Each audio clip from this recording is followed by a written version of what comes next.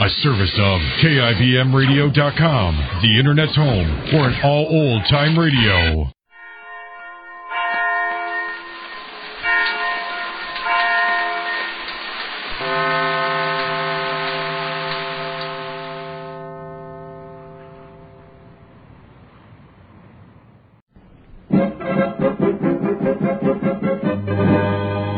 Jerry of the Circus.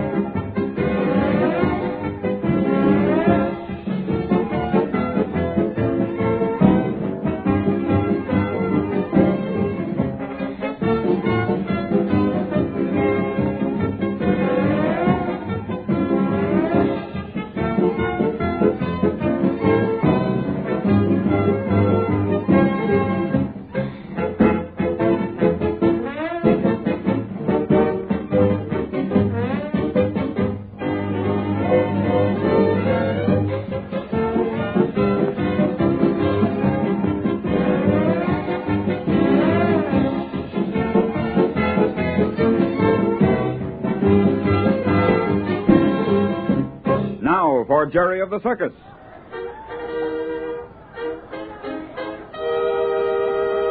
Ladies and gentlemen, today, for the first time in circus history, Mr. Randall is presenting for your edification a new and startling act.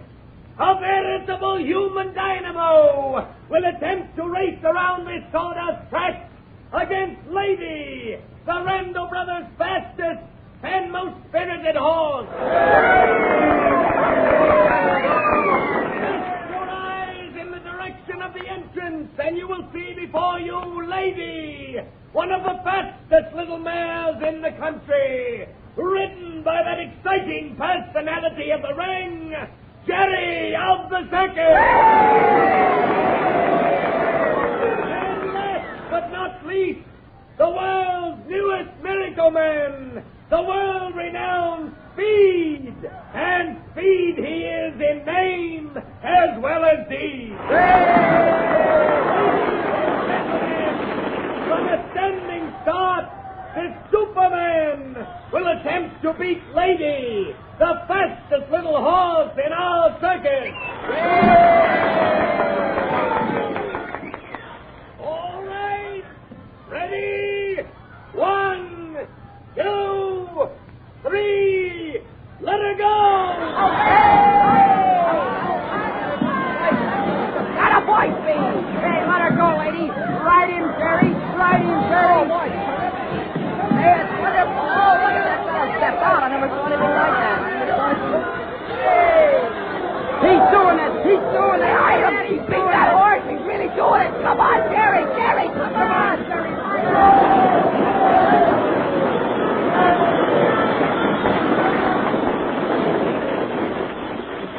That's all right, lady. You put up a swell race. Oh, there, girl. There. Easy. Well, Jerry, I guess I didn't let you down none, huh? Oh, say, you're wonderful, Speed. And no kidding. Lady and I were giving everything we had. Of course, she's not a real racehorse, but she's plenty fast for me. Oh, there you are, Speed. Well, congratulations. That's one of the nicest turns I've ever seen. Reckon if you please, sir, it's good enough for me, Mr. Randall. Well, indeed I am. Hello there. I just want to add my congratulations, too. Oh, that certainly was exciting. Now, that comes pretty nice from the little lady. Sure, and she means it, too. Patsy's a real judge at Circus Act. Oh, Jiminy Wilkers, this is where Bumps and Rags go on. Then I'm next with El Mundo. Say, I'll see y'all later. All right, All right, Jerry. Bye. And a mighty fine boy. Oh, yes, for certain, sir. Well, Speed, I guess you and I have a little business to talk over, if Patsy will excuse us. Oh, of course. I must go on soon anyhow. I'll see you later. All right, Patsy. Well, Speed. If you just come over this way, we'll settle on exactly what you're to do and your salary. That sure sounds good to me, sir. You know, Mr. Randall, seems like I ought to be pretty useful around this here circus lot. There's lots of things I can do, sir. Yeah? For instance? Well, first of all, I'm good and strong.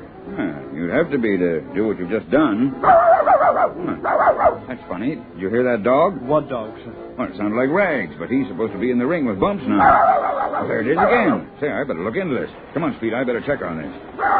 There. Why, I heard that bark over near those wagons. Quick, let's see. I can't imagine Bumps letting Rags wander around and miss his act. You don't mean that little dog Jerry? Yeah, he's the only one we carry. Appears like he's just coming out of the entrance there in the backyard with the clowns. Why, of course, there they are. But the bark came from the opposite direction. Must have been some other dogs.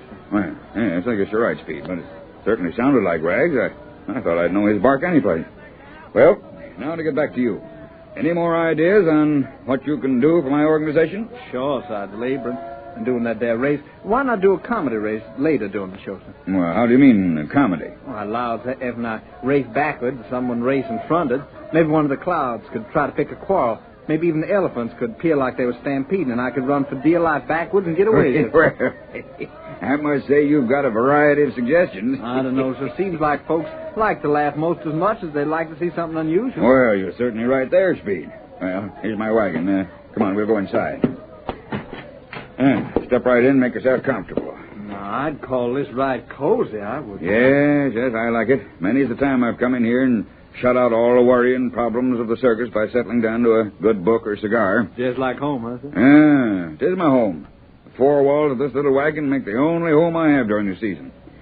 I don't know about you, Mr. Randall, you there? Well, who could be wanting me at this time of day? Mr. Randall, can I come in? Yes, come in. Well, come in. The door's unlocked. I reckon they've changed their minds. Well, now, who on earth can... There's no one here. Well, what? Oh, Speed. Yes, sir, Mr. Randall? By any chance, are you a ventriloquist? Yes, I reckon I'm guilty, Mr. Randall. So this is another of your talents, huh? Well, come on now. What else can you do? Well, I'm pretty good at barnyard imitations, dogs and such. Well, you mean to say... Well, of all things. See, you were barking like Rags. Yes. What a combination. A ventriloquist who can do imitations and a marathon runner. The folks back home always said I'd wind up as a circus or been a freak show or something. Yeah, well, I certainly guess we'll have to put you to work then. But about this ventriloquist business, I don't see how it could fit in very well with our show. Well, don't matter none, sir. Maybe if you didn't tell on me, I might have a little fun with the boy, though. Jerry? Oh, I'll say you can. If he doesn't get fooled by that bark of yours, I'll be more than surprised. I allows how I can kid him, sir. Yeah. Well, here we are still talking, and we haven't yet settled what I'm to pay you each week.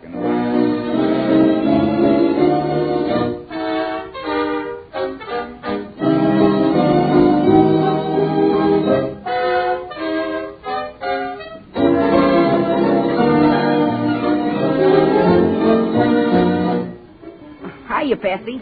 I've been watching your turn again. My goodness, Jerry. Don't you ever get tired watching my act? You ought to know it by heart now. Boy, it sure must be exciting to go swinging off into space like that. Uh-huh, it is. But probably no more exciting than riding like the Russoffs or going into a steal of wild animals like Jason does or handling an elephant the way you do. Oh, it's no trick to handle El Mundo. Uh-huh. Oh, here comes Boris and his brothers now. Hey, listen to that applause. Oh, they deserve it. The way they handle those Arabians is nothing short of miraculous. Boris is sure vain, though. He's taking bows all the way off. I can hear you, Jerry. Oh, I can't help it. Boy, I sure hope I won't be like that when I grow up. Oh, I guess there's no danger. Oh, hello there, Boris. Ah, the future Spatsy. Sounds like you were a success this afternoon, Boris. Indeed it does, Spatsy, but then we Russoffs should be used to it by now. Though, to be perfectly frank, I often think they're applauding the horses instead of us. Why, Boris, you are getting modern. Sure they applaud the horses. But after all, it takes someone to train them and make them do what they do. And Jerry Daxel. What on earth is coming over you two? Oh, say, Boris, are you busy for a minute? Not if there's anything I can do for you. I wanted to talk to you about something. Are you going over to your wagon? I intended to. Will you walk with me? Yes. You'll excuse us, won't you, Jerry? Oh, sure thing. I'm supposed to see Speed anyhow in a minute. Uh-huh. As soon as he gets through talking to Mr. Randall. Well, we'll see you in the mess tent then, Jerry. No doubt about that. Well, what's on your mind, Patsy? Well, it's about that South American proposition, Boris. Not too loud. Remember, it's a little secret. Well, I haven't mentioned you in connection with your plan to anyone, Boris, but... I tell you, Patsy, well, it just can't fail. And if I could interest you in going as long as my prize attraction, I think I'd be the happiest man in the world. Well, I hardly know how to say it, Boris, but... Well, I've been thinking it over, and I'm afraid I'd better not. No, don't say it, Patsy. Oh, I'm sorry, but... Well, Mr. Randall has convinced me that I'd better buy an annuity. You didn't tell him about our little plan. Oh, certainly not. So I told him I had an opportunity to invest in an enterprise that was going to South America. Well, you didn't mention my name. Oh, of course not. I promised, Boris. Not that it would matter, only until I tell him myself, I understand. So, you see, I guess I'll have to give up the whole idea. Oh, it's a pity. Such a wonderful chance to double your money. Yes, I know. You're sure there's no chance of your changing your mind? I'm afraid not. You're not offended, are you? No, certainly not. I was merely trying to do you a favor. Well, I appreciate it very much. You know that, Boris. Yes? Well, here we are. You'll excuse me if I go in, Patsy. I seem to have a slight headache. Oh, I'm so sorry. Now we'll be quite all right if I rest a while. Then we are still friends. Yes. Goodbye, Patsy. I hope your headache will be better, Boris. Goodbye. My headache. Olga, where are you? Here. Now what is wrong? You have a cloud on your face like a thunderstorm. Yeah, I have a reason. She has turned us down. Can you beat that? Who? What? Patsy, Mr. Randall has convinced her she is safer to put our money into an annuity. No. Oh, Boris, do not tell me that. Yes, if it had not been for him, we'd have had a nice little nest egg. But no, he had to interfere. There must be some way of convincing Patsy. Yes? Well, you had your chance, and look what happened. If it's the last thing I do, I'm going to get even with Sam Randall for spoiling our plans. Did he know we were planning this thing? No. Fortunately, she had enough sense not to bring us into it. But Randall did not have enough sense to keep his nose out of our business. For that, he will be very sorry. What can you do, Boris? What can I do? You wait and see. I will not have people spoiling my business deals. Indeed, I will not. But he does not even know what he has done. There is no excuse. You wait, my sister. We will have our circus, even if we have to... that is it, exactly. What is? Now what are you planning? First of all, he has to meet a note in a few days. You mean the money he borrowed to repair the circus after the cyclone? Yes, and I know from good sources he has not enough money to meet the note.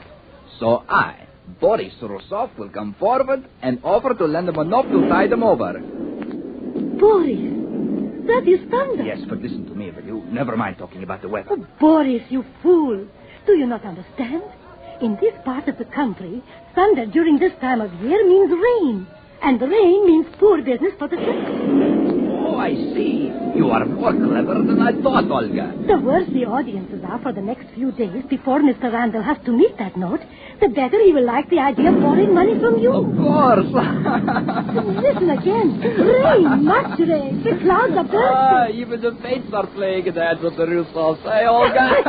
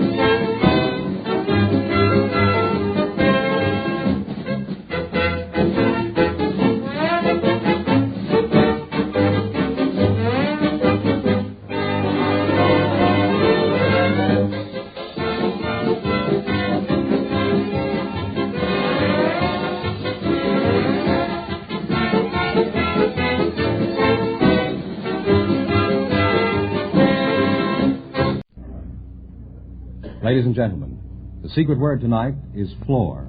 F-L-O-O-R. Really? You bet your life.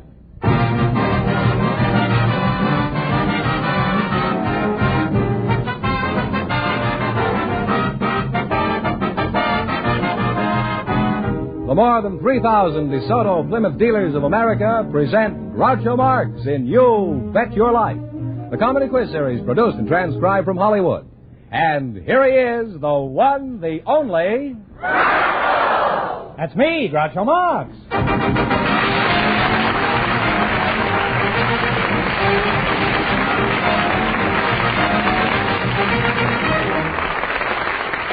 Well, here I am again with $2,000 for one of our couples. Fenneman, who's supposed to try for it? Well, a male girl and a truck driver, Groucho. They were selected by our studio audience just before we went on the air.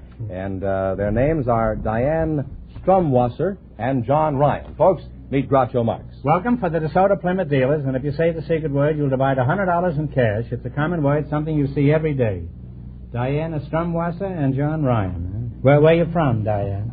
Los Angeles. Los Angeles? Born Downtown here? Los Angeles. Huh? Downtown Los Angeles. Downtown. Well, that's the outskirts, huh? And, John, you're wearing outskirts. No. John Ryan, you're the truck driver? Well, that's a good name for a truck driver. Where are you from, John? I'm from the Columbine State. Where? Columbine State, Columbine Colorado. State. Are you married? No. Why not? Guys, we never stay in one place long enough to really meet anyone, to know them well enough to get married. What about you, Diane? Are you married? No, sir. Would you like to be? Yes, of course. May I ask one question? Yes. Why? Have you a nickname, Diane? Yes, I do. What is it? Stromboli. Stromboli? I must order that the next time I go to an Italian restaurant. Why Stromboli, Diane? Well, that's what my section head, Papa Bull, calls me. I beg your pardon? That's what my section head, Papa Bull, calls me. That's what your section head, Papa Bull, calls? You'll have to break that down, every word of it. I don't understand. What is the section head and what is a Papa Bull? Well, you see, I work at Prudential. Prudential, the insurance company? Yes, See? And we have section heads, and one of them, his name is Bart Van Oostendorf. So we call him Papa Bull. Why? That's a good What question. has Van Oostendorf got to do with Papa Bull, huh? Really nothing. Nothing, huh? How old are you, Stromboli? 22. And you, John? I'm 28. Well, you're the right age for each other. Where do you work, Prudential Life Insurance. What do you want me to Company? call you, Diane or Stromboli? Diane will be Diane. fine. You work for the Prudential Life Insurance Company? Well, what is your policy with men my age?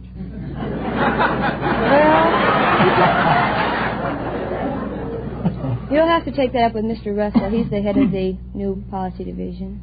Well, let's forget it. What do you do as an insurance at the insurance company? Well, I'm a tripper. You're a tripper? Mm-hmm. You mean you stand out on the sidewalk and trip people?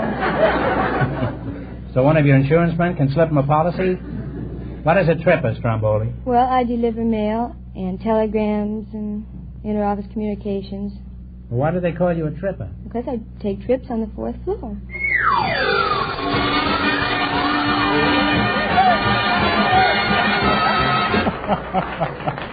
Well, Diane, you said the secret word, and you and John split $100 between you. Thank you. Isn't that nice? Aren't you glad you're a tripper now, huh? John, who do you work for? I'm at the Red Ball Transfer and Storage Company. Oh, the Red Ball Express, oh, the Red Ball Express. What do you haul in your truck, John? We haul furniture. And where do you drive your truck? We drive just anywhere. Anywhere? Anywhere. Have you ever driven it to Honolulu? You better be more specific. Well, As a matter of fact, Honolulu's in the Pacific.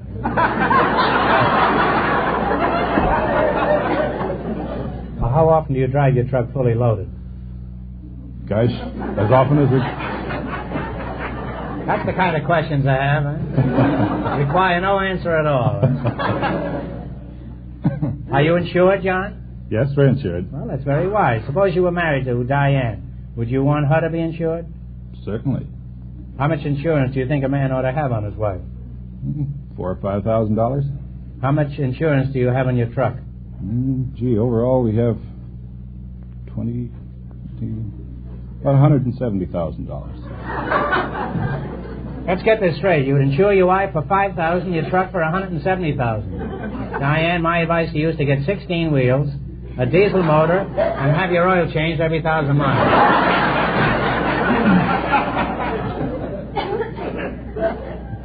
Well, you make a very cute couple, and if I ever want to send a message, I'll hire John's truck. Now, in just a minute, you're going to play You Bet Your Life for a chance at the $2,000. Right now, I want you to listen carefully to what Fenneman has to say.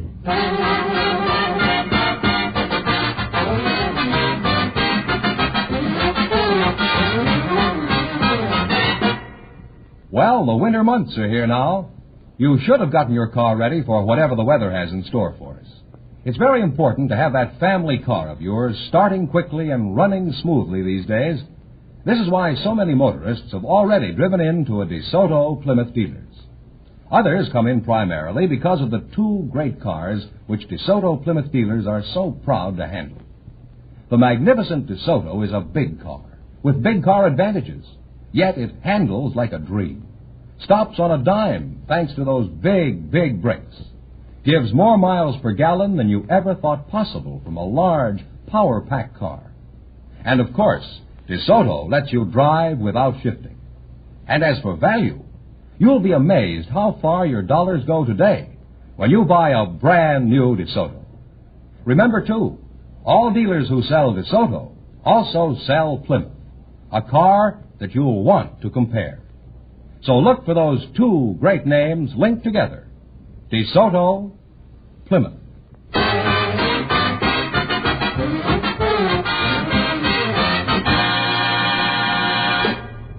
Now, let's see if you two will get a chance at the $2,000. Fenneman, explain the rules. All right. Rules with your customary charm.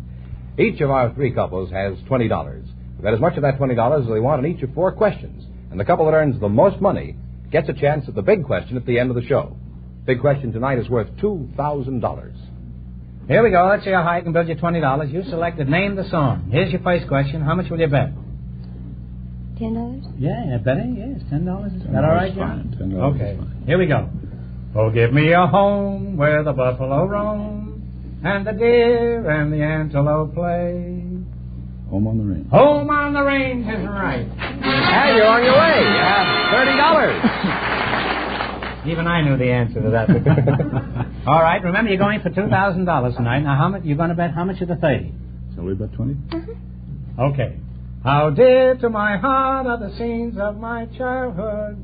With fond recollections, present them to view. The old oaken bucket. The old oaken bucket is right. That's what you're really finding now. You have $50. Well, you got $50. Here's your third question. How much will you bet? What do we have? 35. Talk up, kids. Right? 35, 40? How much are you going to bet? 40? 40. $40. Okay. Daisy, Daisy, give bicycle milk for two. $90. Hey, give me a chance. I don't know if I can get a chance to sing like this. I only had one wheel of that bicycle. I had the answer. I was going to have a joke about wheeling, but never mind. Here we go. Here's your last chance to beat the other couples. You have $90. How much of the 90 are you going to bet? What do you want, 80 or all of it? 80. $80. All right. For this valley, they say you are going. How does that go? What are the words? Yeah. I don't know this song. This song only came out 12 years ago. I don't know. From this valley, they say you are going. Red River Valley. I'm glad they do it. That was wonderful, Diane. Put it there, kid. Put it there, John. And you people wind up with a grand total of $170. That really requires an ear for music if they can decode it the way we sang it. Thanks and Merry Christmas from the DeSoto Plymouth dealers.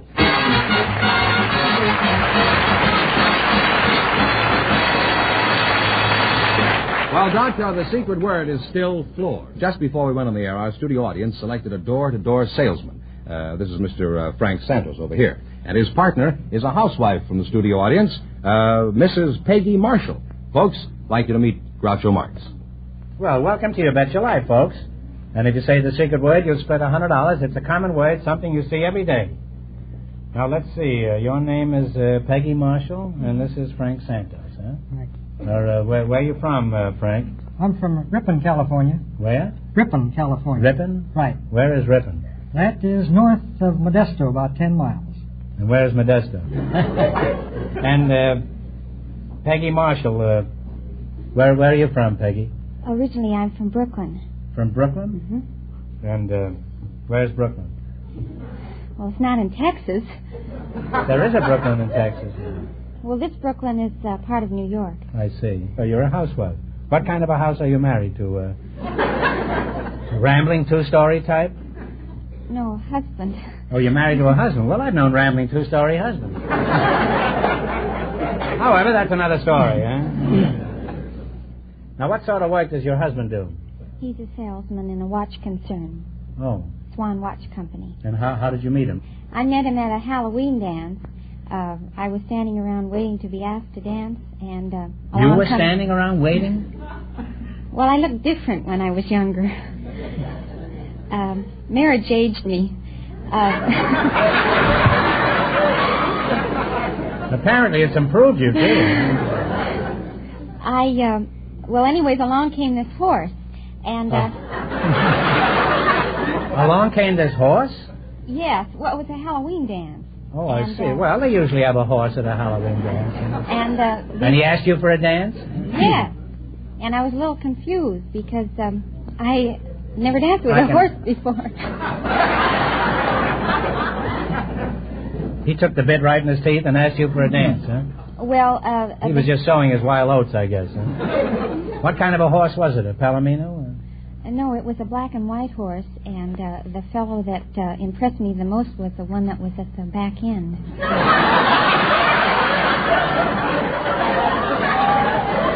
Well, there were two I see. He'll never forgive me for this. Mr. Santos, huh? That's right. You're a house-to-house salesman. Who do you work for, Frank? Jewel Tea Company. The Jewel, and what do you do for them? Well, we sell coffee and household articles. In other words, you're a door-to-door salesman, huh? Yes. Well, when the husband comes to the front door, you go out the back door, is that That's right? Well, that can be fun. Now, tell us some more about your business. What's your most popular item? Coffee. Why is that? Well, coffee is perhaps the most popular beverage, and our coffee is roasted and ground fresh. Let's see. Now, Peggy, do you think if you made bad coffee for your husband, that'd be grounds for divorce? No, but what I did tonight will be. That's an old joke, but then who isn't, huh? What did you do tonight, Peggy? The way I described him, I didn't mean it that way.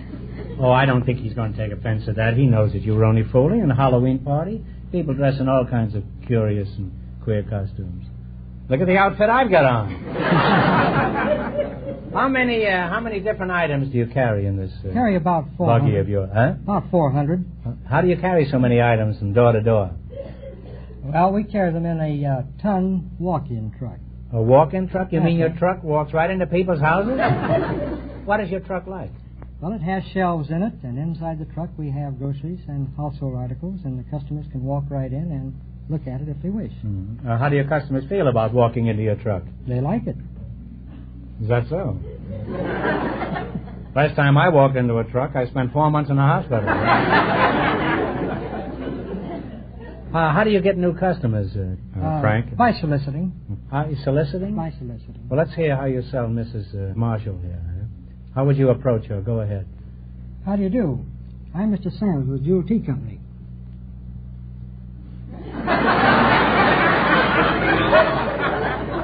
Certainly left her cold. Can you tell a good prospect from the outside of the house, Frank? Yes, I can.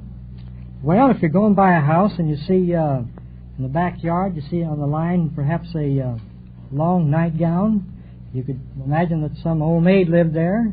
You still think that old maids wear nightgowns, huh? Yeah, probably do. Frank, you're living in a fool's paradise.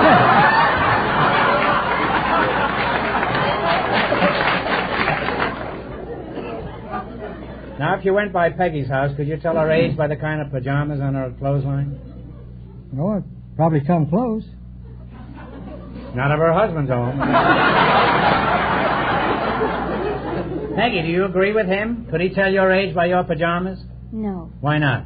I don't wear pajamas. Well, That's a pretty raw statement. But, how did we ever get into this conversation? A minute ago, we were discussing coffee. Well, you're an interesting couple, and Frank, if you knock on my door, just remember, the man of the house isn't home. Now then, we're going to play You Bet Your Life. Let's see how well you make out in the race with the $2,000. You've got to run your $20 into more than our other couples. I can't tell you how much our first couple won, but Fenham is going to remind our listeners. The mail girl and the truck driver won $170. Now, let's see how high I can build you $20. You selected motion picture trademarks. Here's your first question. How much of the $20 will you risk? 10? $10, that's a good, safe beginning. What motion picture company is identified by a roaring lion?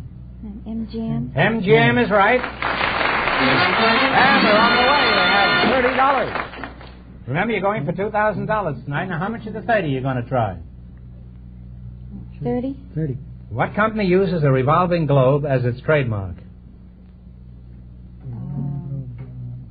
Would that be... Warner Brothers. No, Columbia? No. RKO. I'm sorry. It's Universal International. Now you're broke. Well, we were not going to let them go home broke. I just happen to have... We cannot let them go home without any money. I'll give you one more question, and if you get it right, you'll win $10. Who was buried in Grant's tomb? General Grant is right. I told you that, huh? So long, Frank. Thanks, and Merry Christmas from the DeSoto Plymouth dealers.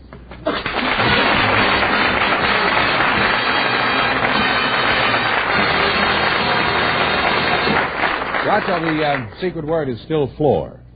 We invited some men from a winery and some women from a public steam bath to the program tonight. And just before we went on the air, our studio audience selected masseuse Karen Epperman. Her partner is Mr. Rome Cook, and here they are. Folks, meet Groucho Marx. Welcome, folks, to You Bet Your Life. And if you say the secret word, you'll divide $100 between you. It's a common word, something you see every day. Karen Epperman, is that right? Epperman. Epperman, huh? And a man from Rome, Rome Cook? That's right. That's your name, huh? Yeah, Karen, how do you pronounce it, Karen? Karen? Karen, what kind of a name is that? It is from his Swedish name. I see. You're a masseuse, is that right? Yes, I am. Where are you from? Akron, Ohio? No. I thought all masseuses came from Akron, Ohio. Now, you must ask me why. Go ahead. Why are masseuse from Akron, Ohio? Because that's the rubber capital of America.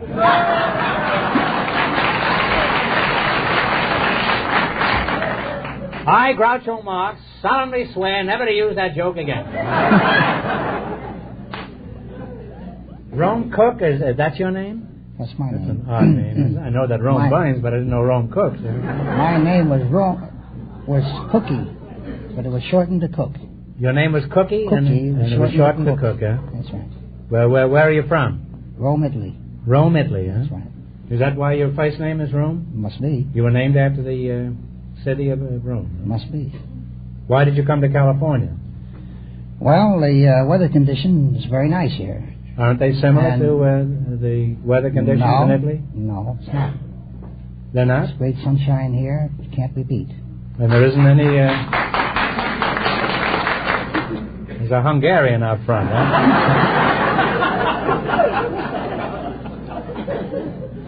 Now, as a masseuse, what do you do, Karen? I do massage and a steam bath and... Sounds like ticklish work. Huh? How's business at your steam bath? Oh, we are pretty busy now. Mm-hmm. Got your hands full, huh? Oh, yes, sure. Well, let's go back to Rome. All roads lead to Rome, don't they, Cookie? Let's see, you work for a winery? Gallo Wine Company. The Gallo? Gallo Wines. Gallo Wines. Do they make just Gallos? Do they make quarts and pints too? Or Oh, just yes, Gallos? yes. Are you married, Cookie? Yeah, I am. You have any little grapes at home? Yes, 4. 4? Uh-huh. Well, it's quite a bunch, huh? You must be married to a clinging vine.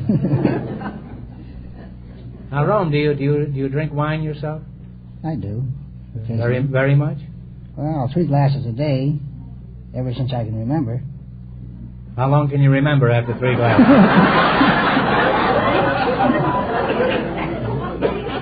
Cookie, why do you drink wine with every meal? It's a habit, and why do you do it? Wine makes meal taste much better. Have you ever heard of a product called water? Water? Oh, yes.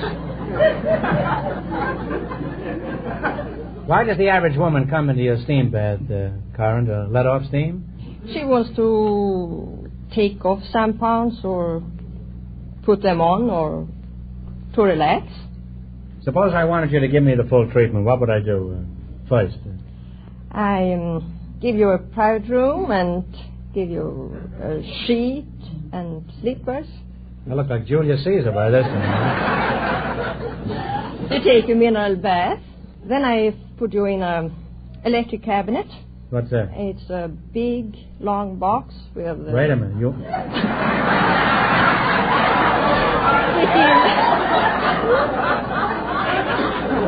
want to put me in a long box? Yes, but I've already got the sheet, huh? I may look like I'm ready for a box, but if you don't mind, I'll wait a while. And I'm not ready for all that heat either. I'll be there soon enough. How long do I stay in this mortuary, huh?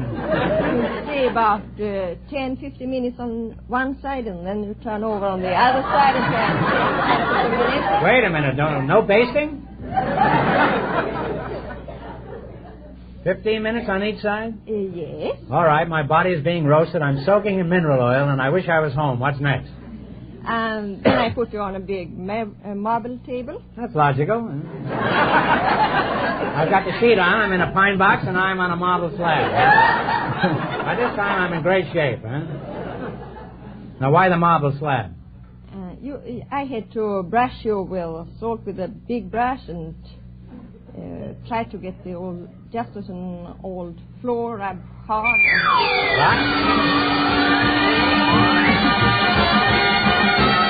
Well, you said it, Karen. You said floor.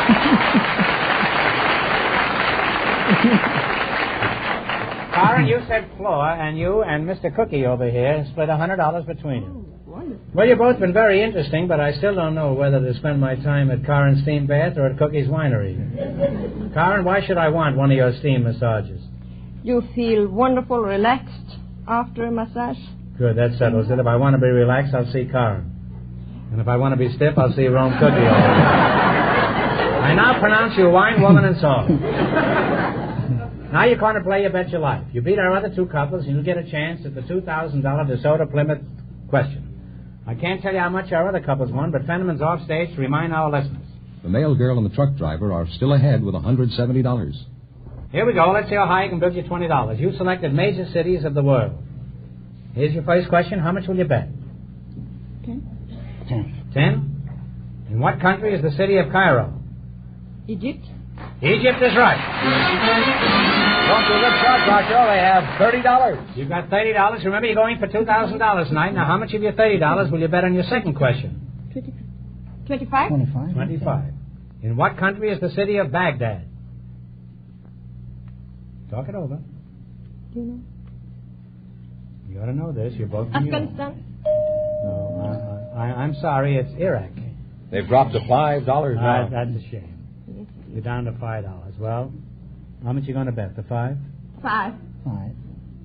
Here's your third question. You're going to bet $5. In what country is the city of Vancouver?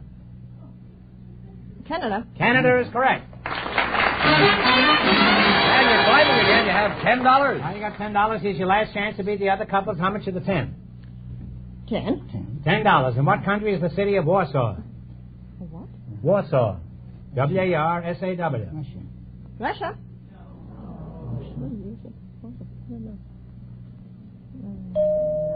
I'm sorry. It's Poland. You should have known that.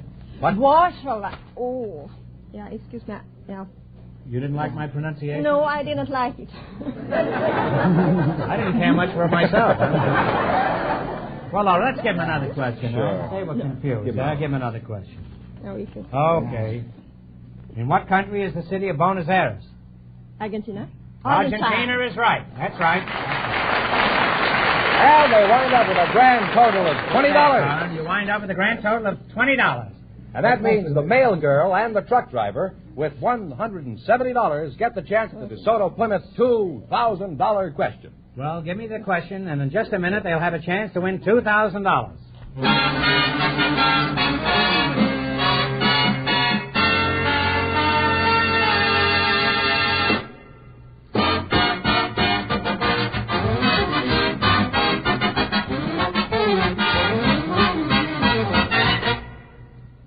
No matter what make of car you drive, folks, it will pay you to go to a DeSoto Plymouth dealer, whether it's for an emergency or a routine checkup. There you get expert, courteous service at the lowest possible cost. In fact, that's a DeSoto Plymouth dealer's everyday way of doing business. Now, DeSoto Plymouth dealers are able to accomplish this because they have highly skilled mechanics in their shop. And these service experts work with specially designed tools and the most modern equipment. From the records they keep on your car, they're able to tell you, for example, when your engine is in need of a tune-up or a lubrication job. They'll tell you when your tires should be rotated to add thousands of miles to their life. So, for the best from your car, drive in where you get the best service at the sign of a DeSoto Plymouth dealer.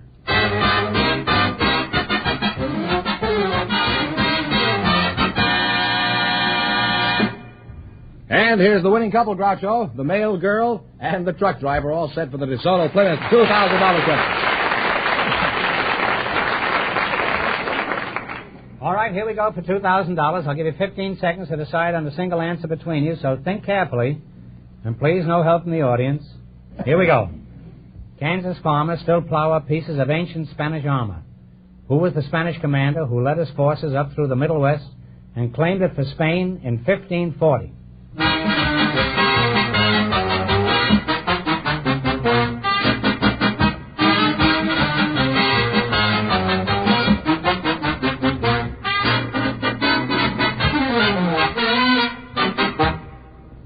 All right, what is the answer you two have decided upon? Cortez. Oh, I'm sorry. It's Francisco Coronado. That's the correct answer. So that means the big question next week will be worth $2,500. Well, you lost the big money, but you won how much? They won $170 in the quiz. $170 in the quiz, and you won $100 in the secret word. That's $270. Congratulations, and thanks to both of you. Thank you very much.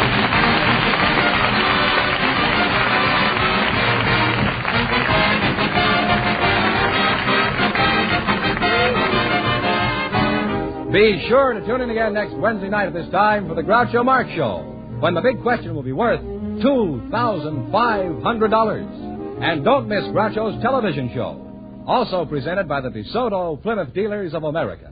And remember, all dealers who sell DeSoto also sell Plymouth. Two great cars, both products of the Chrysler Corporation. And when you drive in, tell them Groucho sent you. Good night, folks, and remember, just be sure to see your DeSoto Plymouth dealer.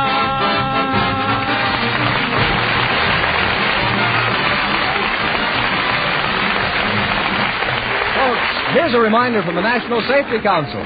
Good visibility is the first essential of good driving. Always keep your windshield clean. You Bet Your Life, transcribed from Hollywood, is produced by John Goodell, directed by Robert Dwan and Bertie Smith, music by Jerry Fielding. This is George Fenneman signing off for the more than 3,000 DeSoto Plymouth dealers from coast to coast.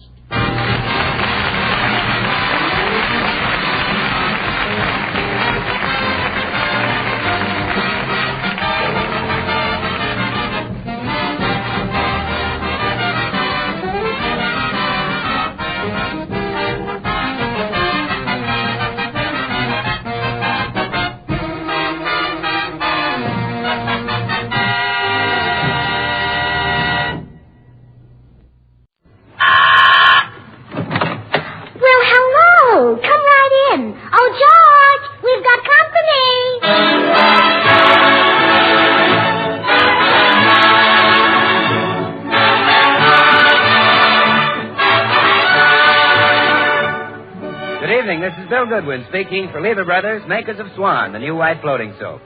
Well, it's Tuesday night again, time for another pleasant visit with George Burns and Gracie Allen, their guests, Madeline Carroll, Jimmy Cash, and Paul Whiteman and his music. And now meet the people who live in the Burns house, George and Gracie.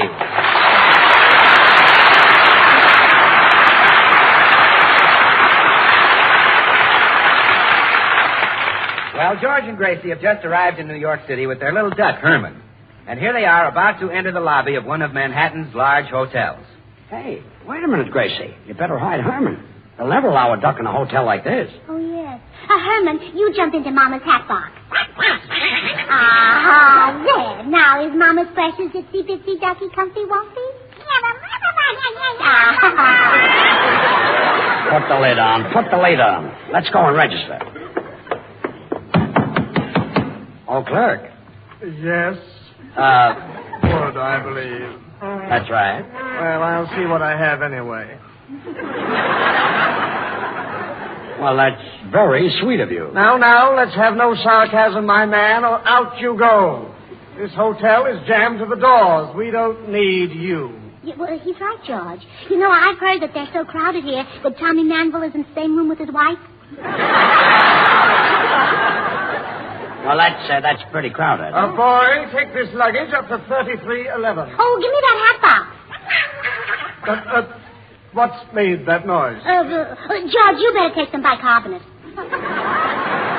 Oh, yeah. Madam, what is in that hat box? My hat, of course. What did you think it was, a duck?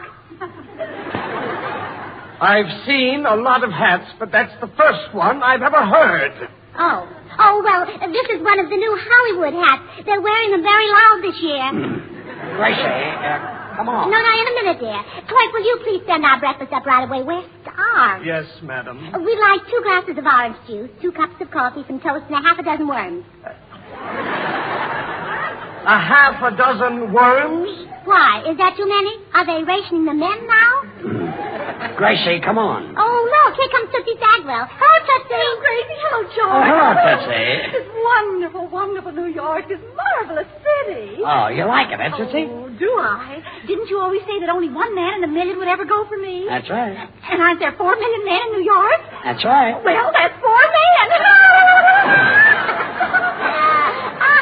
Tootsie, are you going to stop at this hotel? Yes, they wouldn't take me at the YMCA. Hello, people. hello, Bill. Clerk. Yes? I'm Bill Goodwin. I wrote in for a reservation. Oh, yes, Mr. Goodwin. And referring to your letter, we realize there's a meat shortage, but we definitely cannot allow you to keep birds in the bathroom.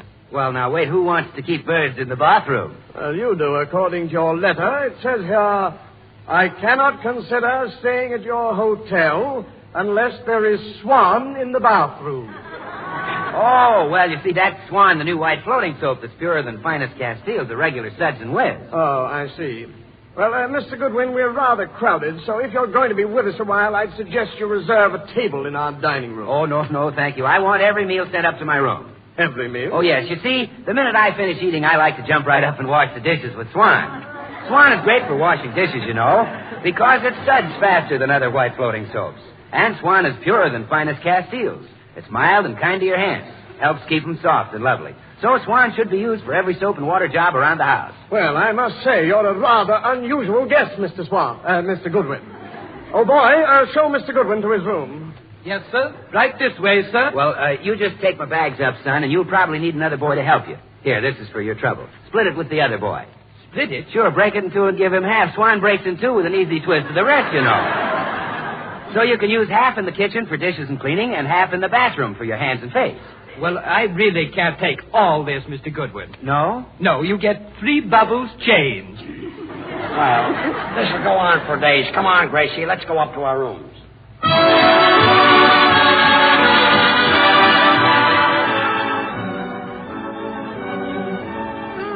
George, isn't this a lovely suite? Just look at that view. Yeah, isn't it pretty? Herman, jump up on the windowsill, and Mama will show you New York. There, that's a good boy. Now, see that great big building over there? Well, that's the Empire State Building. It was built by a governor of New York named Al Smith, an old Dutchman who had a wooden leg. Gracie, Peter Stuyvesant had a wooden leg. Oh, him too, huh? Yeah, he kept it in his brown derby. Oh. It was cold. Well, now New York stops right at that river, Herman. Yes, really. And beyond the river is the Bronx, a very wild place where the Indians live. Gracie, there are no Indians in the Bronx. Okay. The Bronx is full of Indians, and they wear feathers. Turkey feathers. Some wear chicken feathers. But most of them wear duck feathers. Yes, and they sneak up behind little ducks and pull the feathers out of their tails. Oh, now, George, that was me. Yeah, I feel awful. Come in. Mr. Burns. That's right, boy. I have an epistle for you. Epistle? Yes, that means a letter. Well, thanks. Gracie, here's a letter for you. Yes, boy. Oh, I suppose you're waiting for a tip. Quite. The dollar is the usual amount. Well, here's a dime. You've just had an unusual experience. Oh, dear. Sometimes I wish I had never left Dartmouth. Oh, George, this is a note from Madeline Carroll. She has a room right next to us, and she's coming in to say hello. Oh, good. Oh, Madeline Carroll is awfully pretty, isn't she, George? Uh-huh, yes. Prettier than I am. Huh? Oh, no. You're much prettier than she is. Oh, no, I'm not. Huh? Oh, yes, you are. No, I'm not. Oh, yes, you are. I know, but I'm too modest to blow my own horn.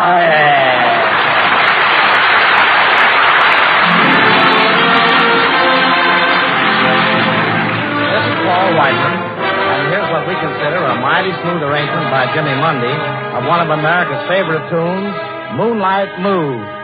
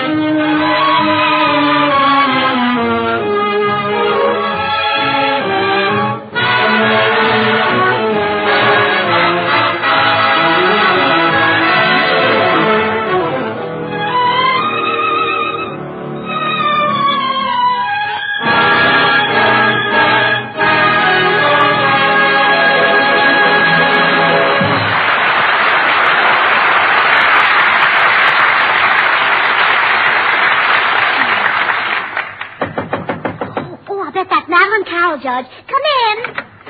Well, hello, Gracie. Hello, George.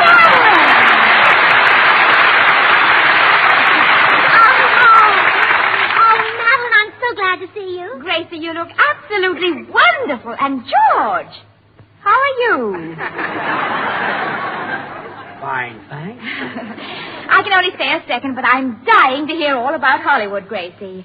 Does, what's her name still wear those false, eyelashes? Yes.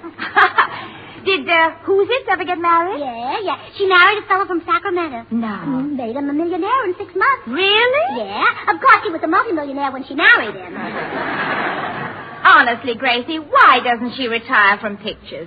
She'd be known as the grand old lady of the screen. if she were only a lady. Yeah. Well, isn't it nice to get together and talk about old friends? Yes.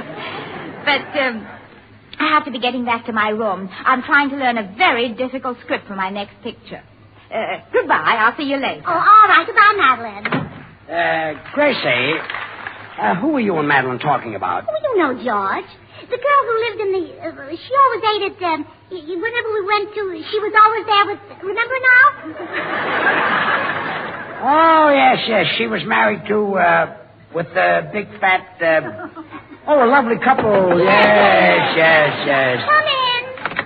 I beg your pardon. Is this the room from which the request for a piano emanated? Oh, no. You got the wrong room. Oh, no, they haven't, dear. Bring the piano right in, boys. Very well.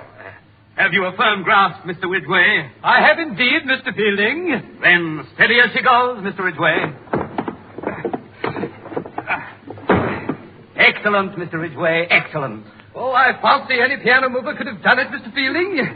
Your modesty becomes you, Mr. Ridgway. Oh, come, Mr. Fielding. No, Mr. Ridgway. You positively had me blushing, Mr. Fielding. But I... Quiet, down. Gracie, I know why you had that piano brought in here. Stop it. I told you could not play the piano at Paul Whiteman's concert in Carnegie Hall. You did not. You said I couldn't play until I was as good as Rachmaninoff. Well? Well, I'll practice a couple of days. I can't stand this. I'm getting out of here. Oh, poor George. He just has no ear for music. Could cry when I think of all the beauty that he misses. Like that, for instance. Oh, it's you making that awful... I didn't know you were taking piano lessons, Gracie. Oh, I'm not taking lessons, Madeline. I'm just rehearsing for my appearance in Carnegie Hall. Huh? Well, you're what? Paul Whiteman is going to give a concert there on the 16th, and I'm going to be his guest soloist. Will George, by any chance, do a striptease on the same program? Oh, no. It's just an artistic evening. Pardon me, Madeline. Come in. Hello, Gracie. I came to... Oh, gee, isn't that Madeline Carroll? Madeline, this is my girlfriend, Tootsie Sagwell. How do you do? Oh, Carol, I've been dying to meet you for ages. But the closest I ever came was one night in Hollywood when I waved to you at the wrestling matches. Remember? No, I'm afraid I don't. Who were you wrestling? Oh, well, never mind. Gracie, could I borrow a few handkerchiefs? Well, sure, Tootsie. Didn't you bring any? Yes, but I've used all mine trying to get acquainted with men. I keep dropping them on the sidewalk, and they keep kicking them into the gutter. Oh. Well, why don't you try dropping them in the gutter? Oh, I don't care to meet that class of man. Goodbye. Now, what were we saying, Madeline? Well, about your practicing, Gracie. I'm trying to memorize a part right in the next room, and there are no other rooms available. You understand, don't you? Oh, yes. You can't help listening when I pour my soul out on the keyboard. I knew you'd understand. You know, I'd stop in a minute if George wasn't so stubborn. George? Yes. He doesn't want me to give the concert until I'm as good as Rachmaninoff. So I have to practice. Gracie, please don't practice anymore. I mean, really, you're as good as Rachmaninoff right now. Well, you know that, and I know it, and Rachmaninoff knows it, but George is so stubborn. Gracie, there must be some way you could persuade George to let you play the concert without practicing. Have you any ideas? Well, one of my friends can make her husband do anything because she once caught him flirting. Did you ever catch George? Oh, no. He never looks at another woman. And it's mutual. But I've got to learn my part for that picture. Well, wait, I've got it. We can help each other. How? Well, let me catch you flirting with George. Oh, no. George isn't exactly my type. Oh, well, it's too bad. So, Madeline, I know you want to concentrate on your part, and I do get tired of this. On second thought, George isn't so bad. In fact, he's becoming more attractive every minute. So I'll do it. I'll make love to George. Oh, wonderful. That solves both our problems. Yes, and someday Hollywood will erect a monument, and the inscription will say, "To the memory of Madeline Carroll, no actress can ever equal the sacrifice she made for the sake of the theater."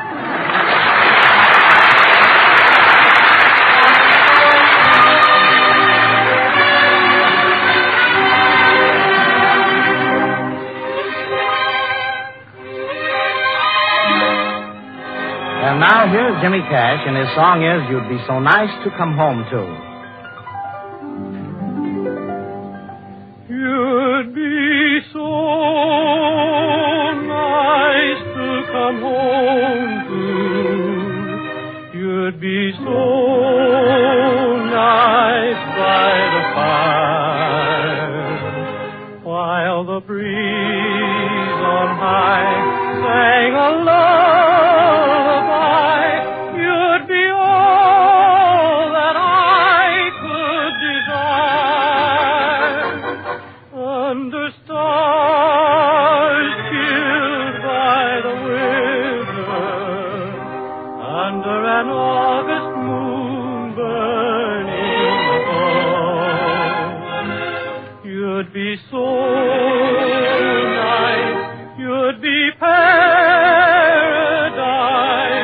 Under stars killed by the winter, under an August moon burning above,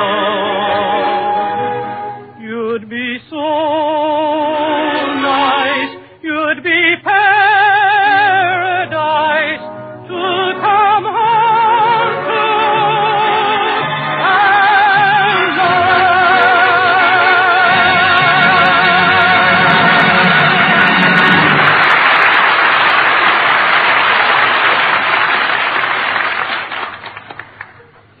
Gracie, I've been thinking this over, and honestly, I don't believe I can go through with it. Why not, Madeline? What's wrong? Well, the idea of making love to George is a little too much for me. I've got cold feet. Oh, well, he'll never notice that. Just keep your shoes on. I mean, I'm nervous. Couldn't we call it off? Well, we could, but if we do, I'll have to keep practicing for the concert, and you'll never be able to study your part for that picture. Yes, there's that, and I simply must have peace and quiet if I'm ever to learn my lines. All right, Gracie, I'll do it. Oh, good. But, Madeline, before we go on, I want to ask you, well, it's rather a personal question. Well, what is it? Well, do you know how to make love? My dear girl. Well, you see, you said you were nervous, and I suppose that means you haven't had any experience. And, well, maybe we better have a talk. Are you suggesting that before I play this scene with your husband, I should be told about the birds and the bees? Oh, no. I don't want you to chirp at him or buzz for him. I just want you to be convincing. Can you make your voice low and quivery? Don't worry about my voice. I guarantee to make every syllable sound like it was wearing a sweater. Oh, good. We've just got to put this over. Now, when George comes in, you'll be reclining on this divan. Would you like a rose to hold in your teeth? No, I believe not. It might confuse George. He wouldn't know whether I was luring him or eating a salad. Oh, there's George. Now, lean back, Madeline. Close your eyes. Yeah, that's right. Quick, Gracie, run and hide. Yeah, all right. Come in. Oh, my beloved, at last you are here. Huh? What? My goodness, you're not the man I thought you were. Oh, well, give me time, gorgeous. I just got here. Please, you must go. Go? Oh, gee, we just met. Ah, Maddie, you're beautiful. Your skin is like peaches and cream. Your lips are like cherries. Your hair... And you better stop with just peaches and cherries. You've already used up 48 points.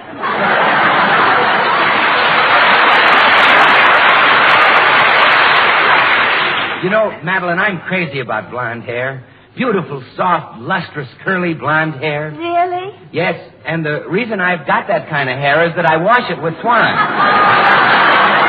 That's Swan, the new white floating soap that's purer than finest Castiles. Money can't buy a purer soap. Well, look, Blondie, you better go. You see, I'm sorry, Madeline. I know I acted impulsively, but I'm really not like that. At heart, I'm just a simple boy, the home type. I want only 3 things from life. A little cottage, a baby, and, well, I guess you know the third. What? Bar Swan to bathe the baby.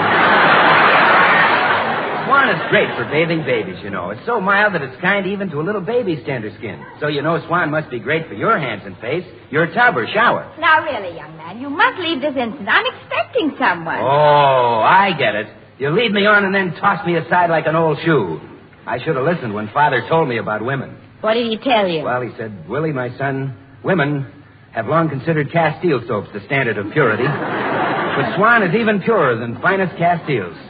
That's what my pop said. Oh, Bill, if you don't hurry up and leave, you'll spoil everything. Oh, really? Well, say, what are you girls up to, Gracie? Well, I'm trying to catch George, and Madeline Carroll is the bait. Madeline Carroll is the bait? Well, gee, what a sucker I am. You know, all my life I've gone fishing with worms. So long.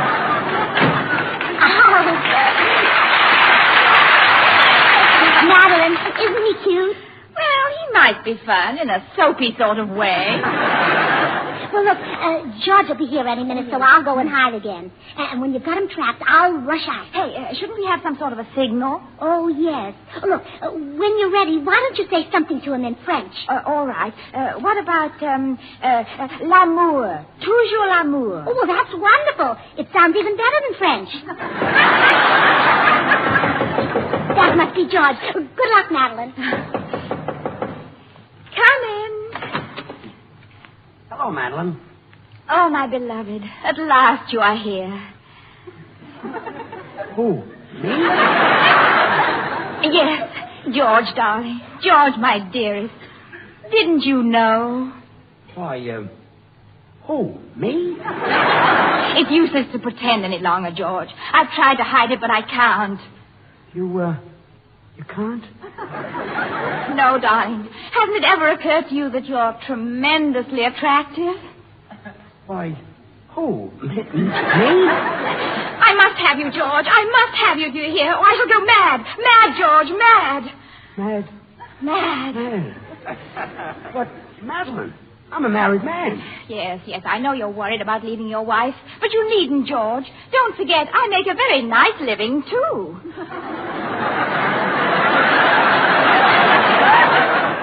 But I love my wife, Madeline. No one shall stand in my way. Come here, to my arms. Hey, cut it out, Madeline.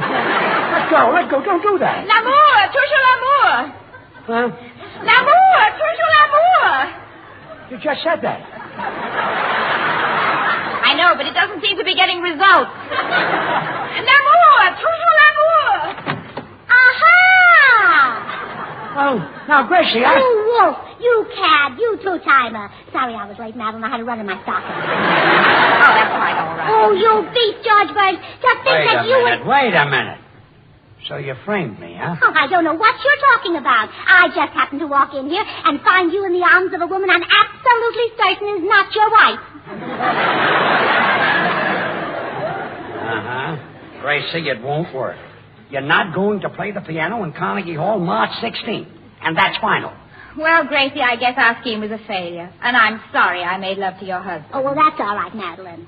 And, Gracie, you know that stuff you wanted to tell me about the birds and the bees? Uh-huh. You better tell it to George. Goodbye.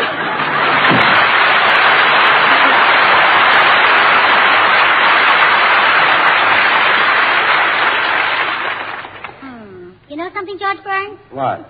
Oh, I didn't like that look in your eye while Madeline was hugging you. Oh, go on. The only look I had was surprise. In one eye. The other eye looked very happy. You mean it was smiling? I don't know. It seems to me that Madeline Carroll is a very dangerous woman to have in the next room to you. I'll fix that. Still there. That's left leg. I'll get her.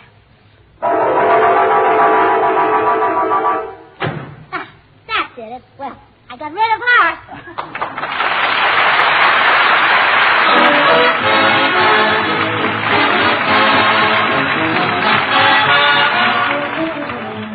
George and Gracie will be right back, so I'm just going to take a second to say that I'll bet you've got at least 3 or 4 different kinds of soap in your house. Laundry bar soap, package soap, toilet soap. But look, you don't need any of them with Swan in the house. That's why Swan saves you money. In the kitchen for dishes and cleaning, Swan does the work of easily wasted package soaps. And in the bathroom, well, Swan gives you more soap per penny than any leading toilet soap tested. And gives you a soap that's purer than finest Castile. So look, get Hep, get Swan. Well, here they are again, George and Gracie. Oh, Look, Gracie, will you please forget the concert? I don't want you to get up in Carnegie Hall and make a fool of yourself. Oh, don't worry, George. They laughed at all great musicians. They even laughed at Franz Schubert. But look at all the theaters named after him.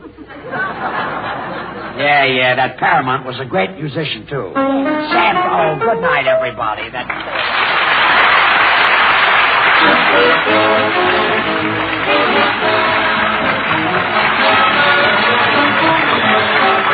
The makers of Swan, the new white floating soap, join George and Gracie in inviting you to tune in to your CBS station again next week, same time. Their guests at that time will be Jose Iturbe and Deems Taylor. Remember, George Burns and Gracie Allen, CBS next Tuesday night. And don't forget to listen to Swan's other show, Tommy Riggs and Betty Lou, over another network. And now till next week, this is Bill Goodwin saying, well, I, Swan, how about you? Good night.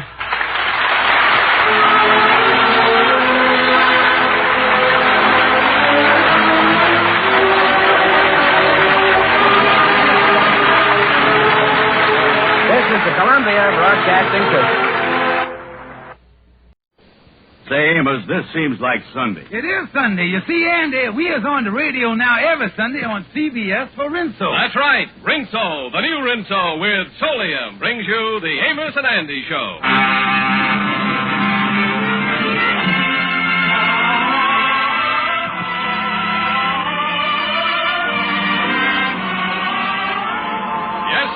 Rinso, the soap that contains Solium, the sunlight ingredient, brings you a full half hour of entertainment with Lou Lubin, Eddie Green, Ernestine Wade, Jeff Alexander's orchestra and chorus, and radio's all-time favorite, Amos and Andy.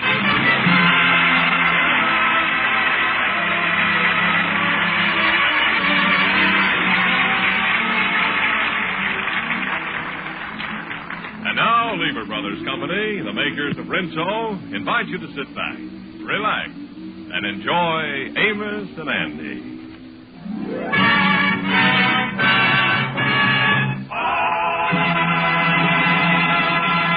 It's noon in the Kingfish's home, and the Kingfish has just finished his noonday meal. Breakfast. George, dear, I opened the letter that come this morning, and when I seen it was from my brother Leroy, it sure was a surprise to me. Mary, that's a surprise to me, too, honey. Didn't know your brother could write. Now, don't be nasty, George. You know that Leroy went to night school and learned how to write 10 years ago. Oh, yeah. Now I remember. The year he learned to write, we sent him a pencil for his 35th birthday. Leroy might not be so smart about other things, George, but he's got a mechanical mind. Yeah, what is old Cogwheel here trying to invent now? Well, he's saying in the letter that he's coming here to New York to pay us a little visit. Well, I ain't going to let a man come up here like that and lay around my house. Your house? George Stevens, this is no more your house than it is mine. It ain't, huh? Who does the landlord send the eviction notices to? You men make me sick. You ain't nothing but a bunch of loafers, and that's why you find more women wearing the pants in the family nowadays.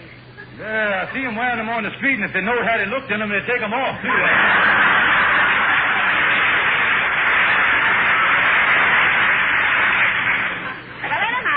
Coming up here to visit us, and he's got to have a roof over his head. Yeah, well, why has he got to have our roof? How about me finding him a room someplace else? Well, how you going to do it with the housing shortage? I ain't going to let no housing shortage stop an emergency like this.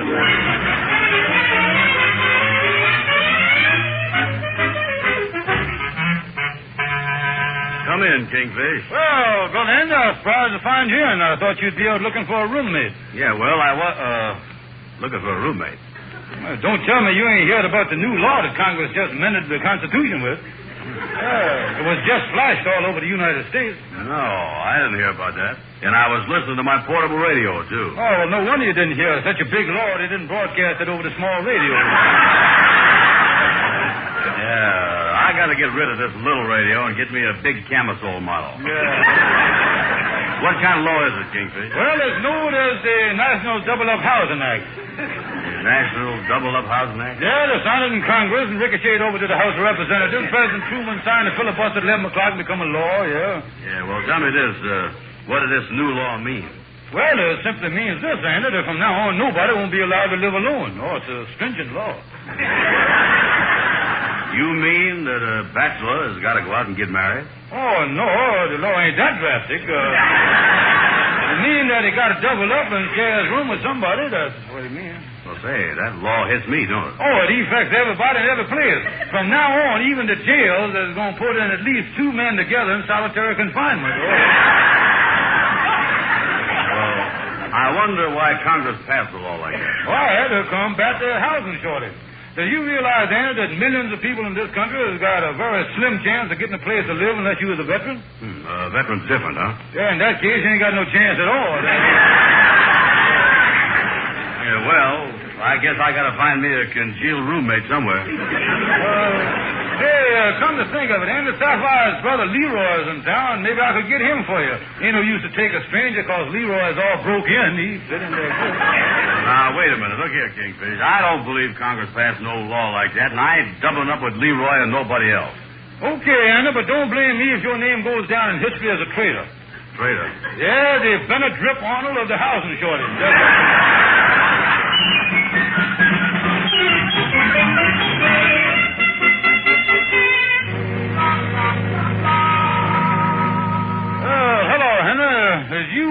By any chance, got an extra room over at your house? No, Kingfish, we haven't. We'd like to have an extra room, but our apartment is so small we've got no place to put it.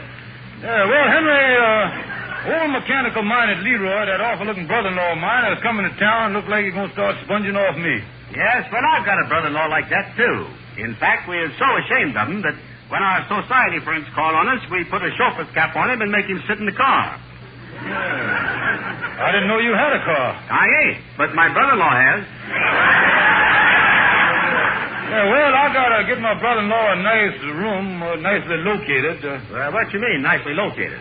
That would be about 75 miles from my house, is what it is. Well, Kingfish, come in, Lightning. Yes, what's on your mind, Lightning? I got another here from your brother, Kingfish, Leroy Hancock. It was sent to the Lodge Hall, KIU. Well, thank you, Lightning. Say, maybe Lightning can help you, Kingfish. Yeah, say, by the way, Lightning, over where you live, does you and your wife use the whole place? I know, we only use half of it. Oh, good. Half of it's empty, huh? I know, the landlord keeps his truck in the other half. Well, that won't work, Kingfish. Well, I'll whiz on back to the Lodge Hall. See you later. Letter addressed to my brother-in-law. Wonder what's in it. Henry, do you think there's anything wrong if I open it? I think it would be highly unethical. Good, then I was in the clear. Let's open the thing. Yes, I'm very anxious to know myself. Go ahead. Well, this letter is from the Collins Lock Company. Listen to this. Mr. Leroy Hancock, dear sir, we received the plans of the lock you invented, and we are vitally interested. If it does all you claim the lock will do, we would like to buy it. Please contact us. Signed the Collins Lock Company.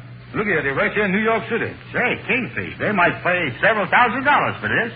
Too bad you don't own the patents on this invention. Yeah, it is, ain't it? Anyway, let's wait till tomorrow and see who owns the patents. How are you going to do it?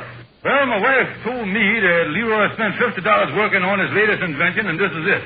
Now, if I raise $50, I'll buy the lock outright from my brother-in-law. So I'm going out now, raise some money, even if I got to sell my best friend some stock or something. Well, Kingfish, you got to have luck with you. Well, this morning I found a horseshoe, Henry, and I'm getting up my rabbit's foot now. You think things are going to help you? Oh, sure it will. Listen, Henry, I believe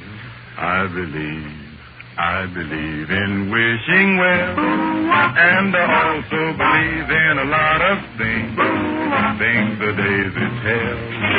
I believe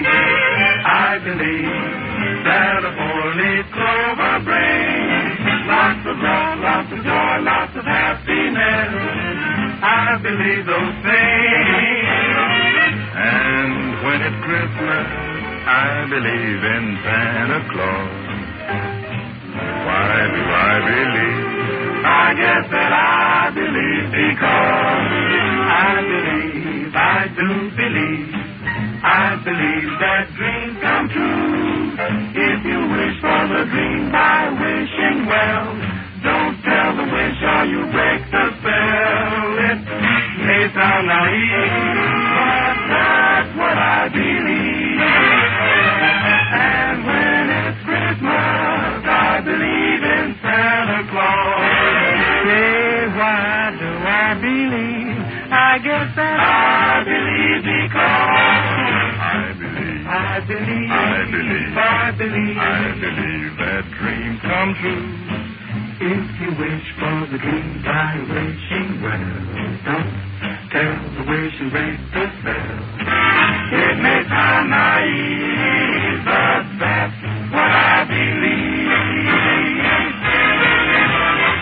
That's just what I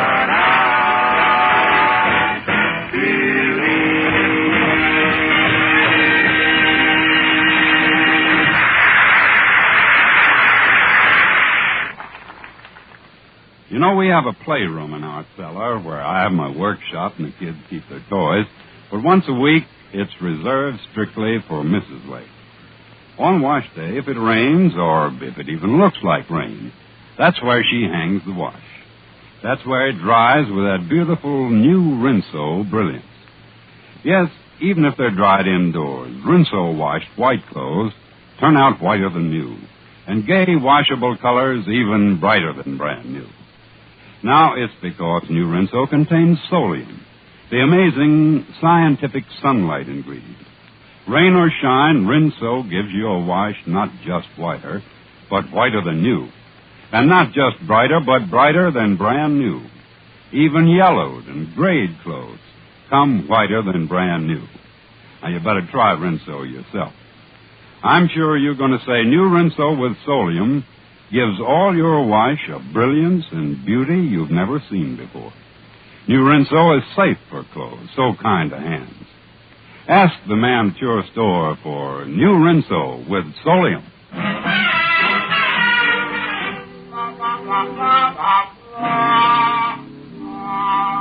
Well, hello there, Andy. Come in.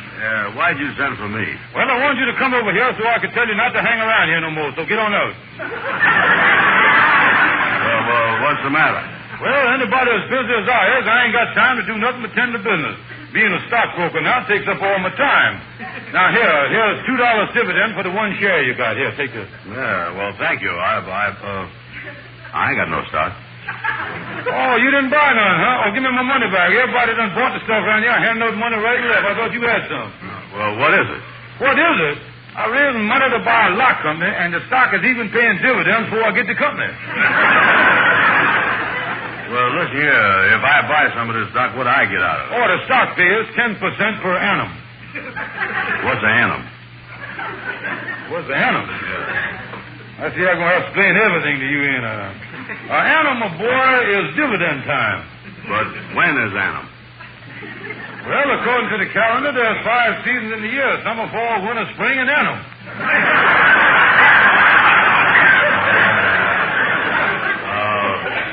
Annum come after spring, huh? Yeah, you see, spring is May and summer is June. And annum's right in between there, so you're heading right into it now. That's why you're going right there. Yeah, well, what happens in annum? Well, in the fall of the year, the leaves fall, and the winter, the snow falls, and the spring, the rain falls, and in annum, the dividends fall. Well, is this stock safe? Oh, now, that's the feature of the whole deal, Andy. You see, the wise millionaires, Andy, has got an old saying. Buy stock, put it away, and forget about it. Yeah. Well, this is one stock. If you buy, I guarantee that everybody's going to forget about it, see? Yeah, well, it sounds good, all right. Oh, I'm having some gold certificates printed at the Fort Knox Printing Company as soon as they send them over. You'll be here in a minute. Yeah, well, the stock you got there sounds good.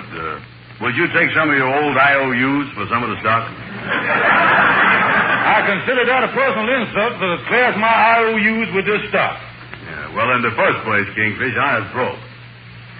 You're broke, huh? Yeah, flat. Well, then I'm going to take my cards off the table and put them on the floor and tell you something. That's what you going to tell me? What's that? That crazy brother-in-law of mine, Leroy Hancock, has got a mechanic mind. Now, he done invented a secret lock. And there's a lock company in town that wants to buy it by the name of Collins. Yeah, well, what about it? Well, now, he don't know this company's after. So I want to raise about $50 so I can buy the lock from him and sell it to this Collins company for $2,000-3,000. Now, maybe you could help me raise money. I'll give you 10% of what you raise. It's a deal. I'll try to raise some. Now, who you going to see? Well, if I could find some sucker that was dumb enough to put up $50 for this stock, the rest will be duck soup. Hi, fellas. The duck just flew in. Hello, Amos. Andy, it's been one of the best investments I ever made in my life. And, Brother Andy, I want to personally thank you for letting me in on it. So long, fellas. What is that the Kingfisher's talking about? Oh, yeah, I know. Sit down, Amos, sit down. Yeah, what's going on? Well, I'll start from the beginning, Amos. I'm glad you dropped over here, because I am so busy that me and you can't hang around here no more. What is that again, Andy? You know the 4 seasons of the year, don't you, Amos? Yeah, spring, summer, fall, and winter. There's another one there somewhere. Let me think. Think hard, Amos. Well, what is it? I don't know but 4, Andy. It rains in the winter, it snows in the summer, the leaves drop off, what is that other season? I got it. Fort Knox.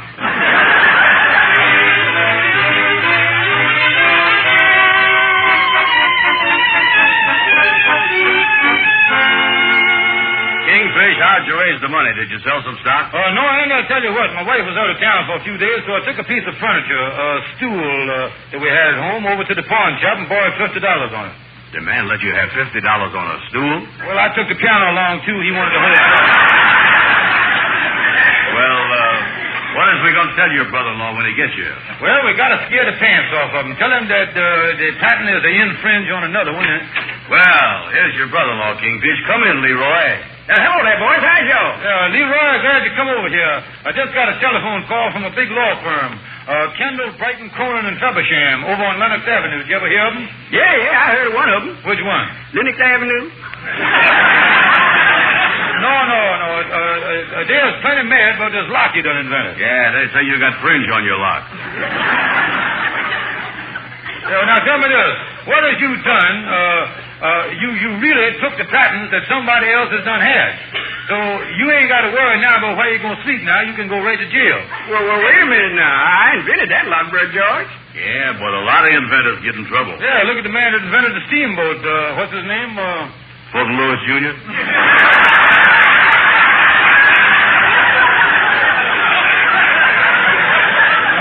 No, that ain't the man. You mean Robert Fulton? Yeah, that's the man. He went to jail for inventing the steamboat. 2 fellas come along and proved to him that he was infringing on the steamboat. Well, who was the 2 fellas? The man that invented the boat and the man that invented steam. They was right there. Well, I didn't know that somebody went on and... Yeah, well, and look at the inventor that done so much for cotton. Eli Whitney. Yeah, the guy that invented the Cotton Club. Yeah, the same thing happened to him. Well, Brother George, I don't want to get in no trouble, but I got $50 wrapped up in this. Well, on account of you being my wife's brother and on account of me loving my brother-in-law, I'm going to give you $50 for all the rights to the lot so that you can get out of the mess and not bring a new disgrace to the family. Yeah, because if they sue the Kingfish, he done been disgraced so much it don't make much difference. Yeah, that's right. Well, give me the 50 and I'll turn the whole thing over to you. All right, here's the money, Leroy. $50. 2 10s and a 20. Put it in your pocket right quick there now. Oh, thanks. Well, this puts me in a higher income bracket than I ever been in. Yeah, what bracket does it put you in? The $50 bracket.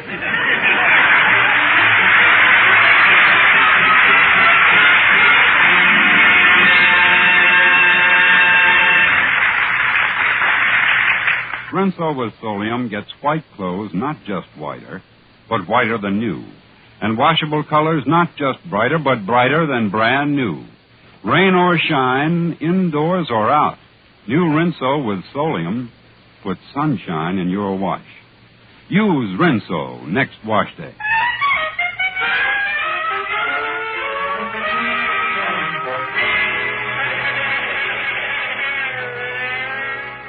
Well, here's LaGuardia's law office now, isn't it? Yeah, well, come on, let's go on in. Well, hello there, LaGuardia. Oh, you're busy on the phone. Yeah, I'm just talking to one of my clients that I just sent. Excuse me a second. Hello. What's that again? You say they shaved your head. Huh? Now, what else? You done cut your pants leg open at the bottom. Huh? Uh-huh. And you say they told you could have anything you wanted for supper? And you want my advice, huh? Well, my advice, Bub, is whatever you do, don't sit down.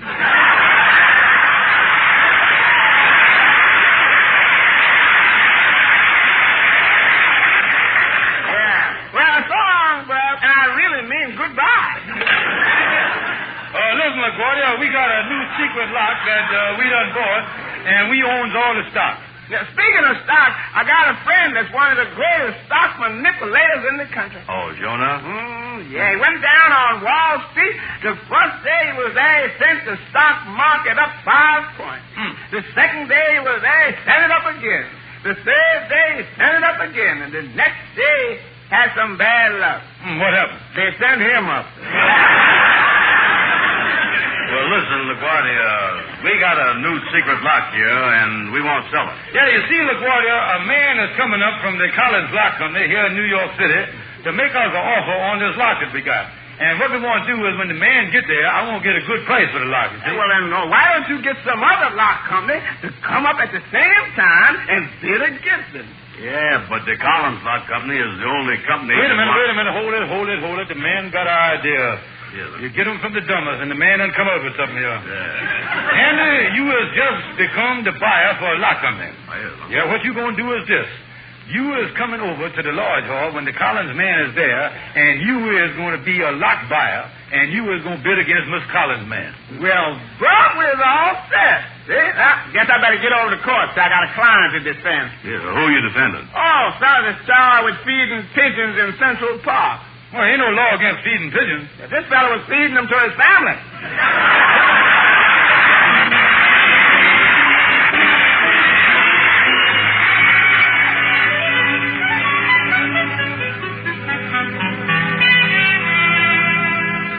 So I see, Miss Collins, I has got all the rates to the lock, and whoever I sells it to is going to get the finest lock on the market. Well, we're a small company just starting in, and we do have some money to spend for new ideas and locks. Yeah, well, it's always a pleasure to do business with a firm that's got money. Of course, we're not interested unless your lock is absolutely burglar-proof. Oh, that's 100%. Ain't a burglar in the world that could steal this lock. You see, we nail it right on the door. May I see the lock now, Mr. Stevens? Won't see the lock now. Well, you see, I got it on the door across the hall. Tell me this, you examined the plans here on the desk. Ain't you see these plans? Yes, I have seen a copy of the blueprints, yes. It's a very interesting mechanism, isn't it? Well, I wonder who that could be knocking at the door. I ain't expecting nobody. Well, if it ain't the big wealthy lockman, Mr. Brown. How is you, Mr. Stevens? How you do, sir? I hear about your secret lock, and I come over here to buy it with the money. Yeah, well, Mr. Collins is here for the same reason. Strange that you two lockmen would walk in at the same time. Mr. Brown is Mr. Collins. How are you, Mr. Brown? Likewise. Mr. Brown, what firm do you represent? The big three, Yale, Harvard, Princeton, Lock Company. Yes, and it's a lovely firm to do business with, too, Mr. Collins. I never heard of the firm. Well, we keep it quiet for tax reasons. Mr. Brown, are you the buyer of locks for your concern? Oh, yes, sir. I was also expert locksmith, too. I works on the biggest locks in the world.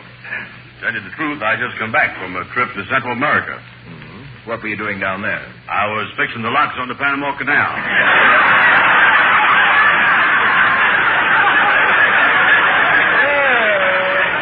That's very interesting, Mr. Brown. Yeah, they lost the key to one of the locks, and they had a battleship called... And you made the key that opened the lock, huh? I made 2 keys. I can't keep running down to Central America.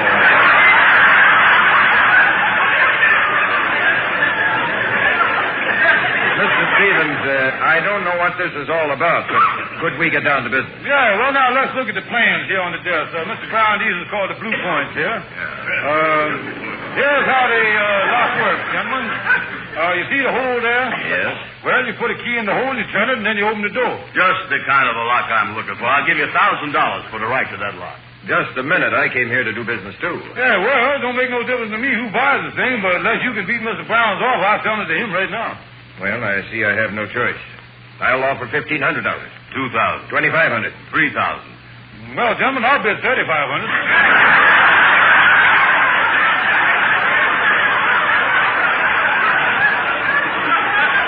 Mr. Stevens, what are you bidding for?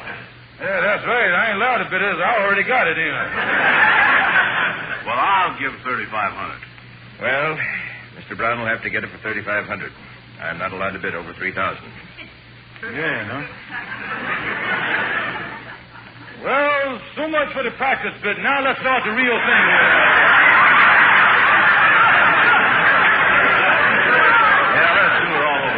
start over.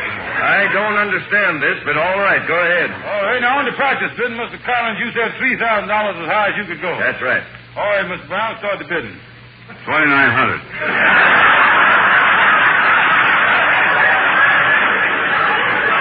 Mr. Collins for $3,000. Now, I was happy to say that you owns the lot, Mr. Collins. We'll now start bidding to see who gets the key. $2,900. Well, now, just a minute. Just a minute here. Certainly the key goes with the lock. And I'm not going to buy it until I actually see the lock. To make sure that this secret lock is burglar-proof. Oh, it's burglar-proof? I can prove that to you, all right. I got it right on the door across the hall. I'll take you over there and show it to you right now. Well, I want to see it. Well, I'll go along, too. Now, there it is. You see, Mr. Collins, on that door right there. That's the entrance to the treasurer's office. That's one room we don't let nobody in. That's a nice shiny lock, all right. Yeah, now, get the key out of my pocket here. Here we is. Yes, it's a very unusual-looking key. Yeah, sir. It's the only key in the world that'll open this lock. Boy, how I'd like to have this for my old alma mater, Yale, Harvard, and Princeton. Yeah. Well, I'll now put the key in the lock and open the door. Now, there you is, gentlemen. Now, I turn the knob and the door opens. My brother-in-law. Hey, Leroy. Wake up, wake up. He is in front of the lock, Mr. Collins. Hiya, Kingfish. I had a lock on that door. Did you have another key to the secret lock? How'd you get in here? That's the secret. You don't need no key. You can also open it with a half inch.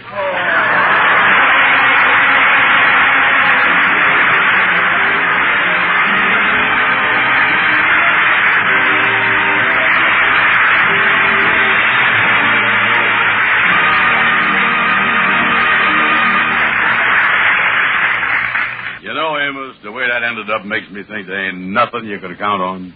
Well, I don't know about that, Andy. Our announcer, John Lake, got a bright idea here. You can count on Rinso with sodium. Amos, it's a sure thing that the white clothes you wash in new Rinso will turn out whiter than brand new. And washable colors even brighter than new. Even on rainy days, even if you dry clothes indoors, you can be certain of a beautiful wash. Indoors or out, new Rinso with Solium puts sunshine in your wash. More women use Rinso than any other wash day soap in the world. Ladies and gentlemen, one of these days real soon, a neighbor of yours will be around asking you to help out the community chest.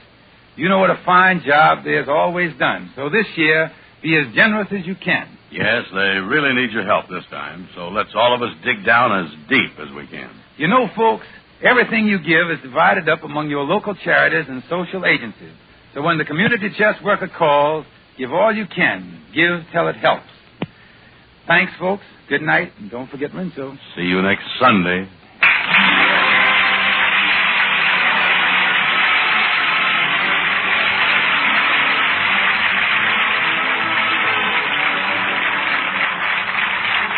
Be sure to be with us next Sunday at the same time when Lever Brothers Company, the makers of new Rinso with Solium, will again present the Amos and Andy Show. Until then, good night to all of you from all of us. Amazing? Yes, but doctors have proved it. Lifebuoy Health Soap in your daily bath gets you cleaner than any other leading soap can. Yes, it's true. Doctors know now. You are actually cleaner, safer from BO when you bathe daily with Lifebuoy than when you bathe with any other leading soap. Get mild, refreshing Lifebuoy right away.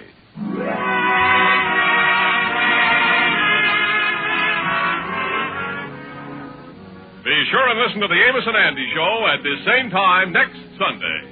This is CBS, where 99 million people gather every week, the Columbia Broadcasting System.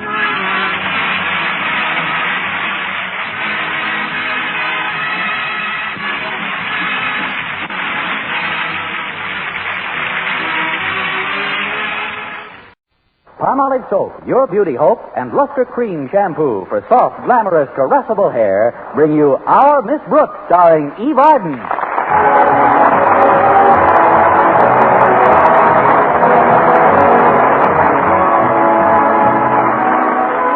The daily problems of most teachers are not restricted to the ones they face at school.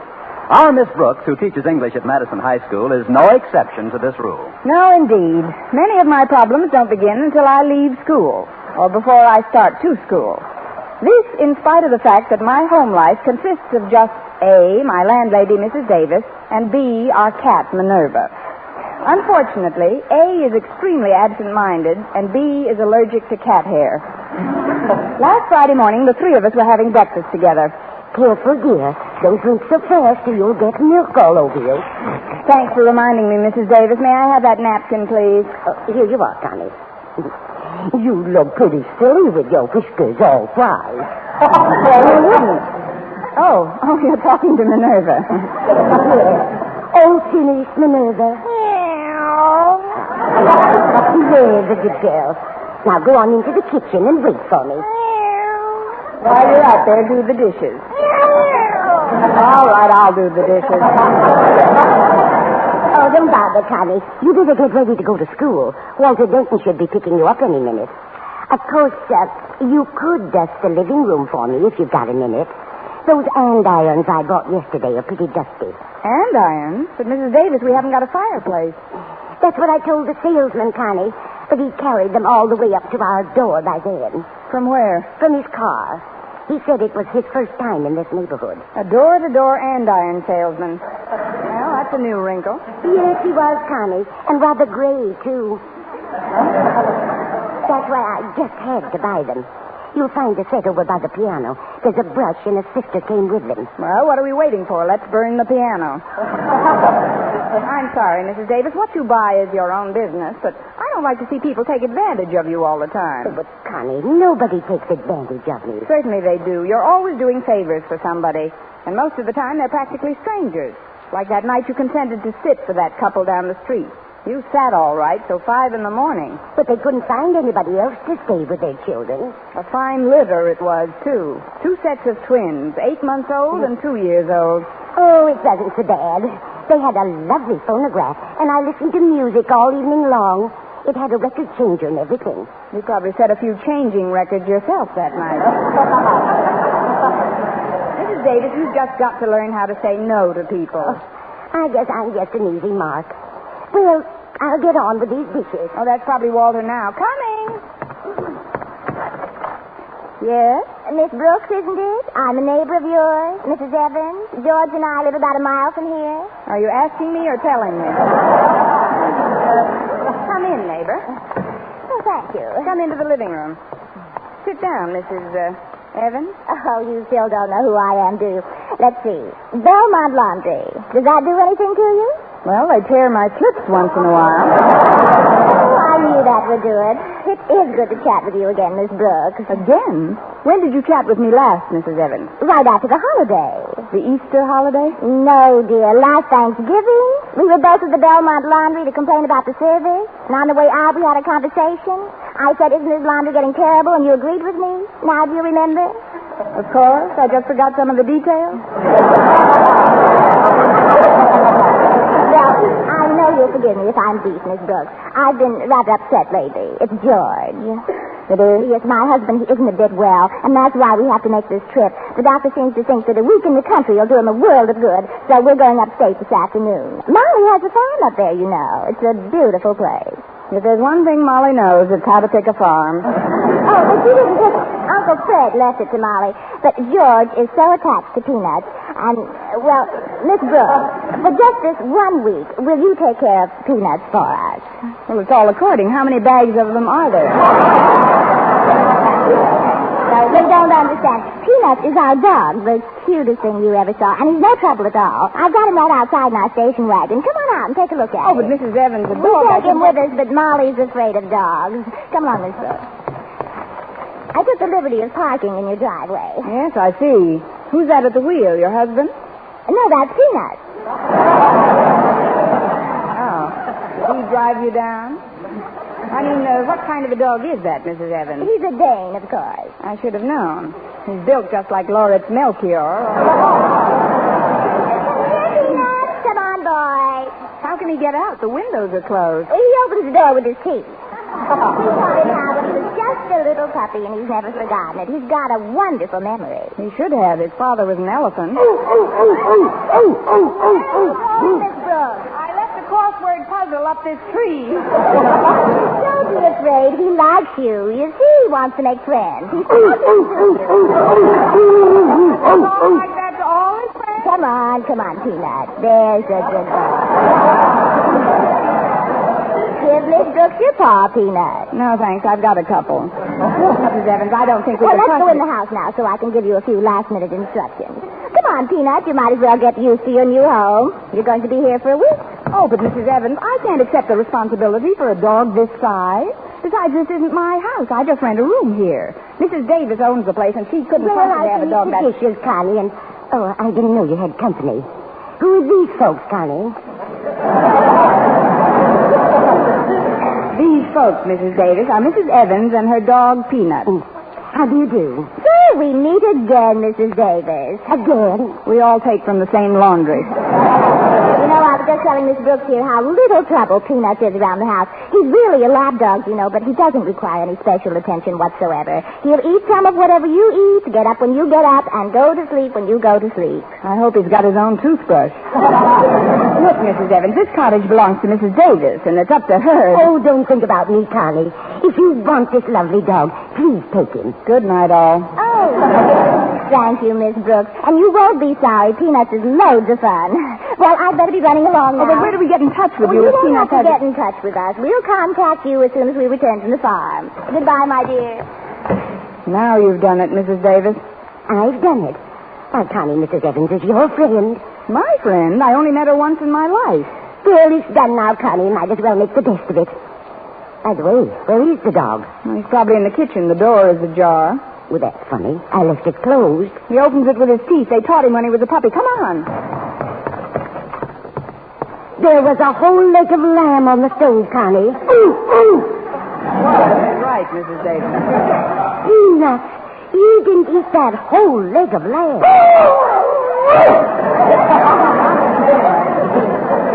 Oh, Mrs. Davis, we can't afford to feed this dog. Not if we want to eat, too. Oh, that's Walter Denton, Connie. Shall I answer it? No, I'll let Walter in. Walter? Say, he hasn't got a dog of his own, has he? Not that I know of, Connie. A kid like that? I bet he'd love the idea of taking care of Peanuts for a week. His folks have a big backyard, too. It'd be just the thing. Coming, Walter. Now, whatever you do, Mrs. Davis, keep the dog out of sight until I've prepared him. Well, Walter Denton. Come in, Walter. Come in. Oh, thanks, Miss Brooks. I'd have been here sooner, but I was dog-tired this morning. That's a coincidence. Walter, who would you say is a fella's best friend next to his mother? Stretch Snodgrass. Well, he's mine anyway. Why, Miss Brooks? I mean in the animal kingdom, Walter. Who is man's best friend? Well, out west they say a horse is. Right. And next to a horse? A dog, I guess. Right again, Walter. Now, what would you do if you could get an animal combining the best features of both?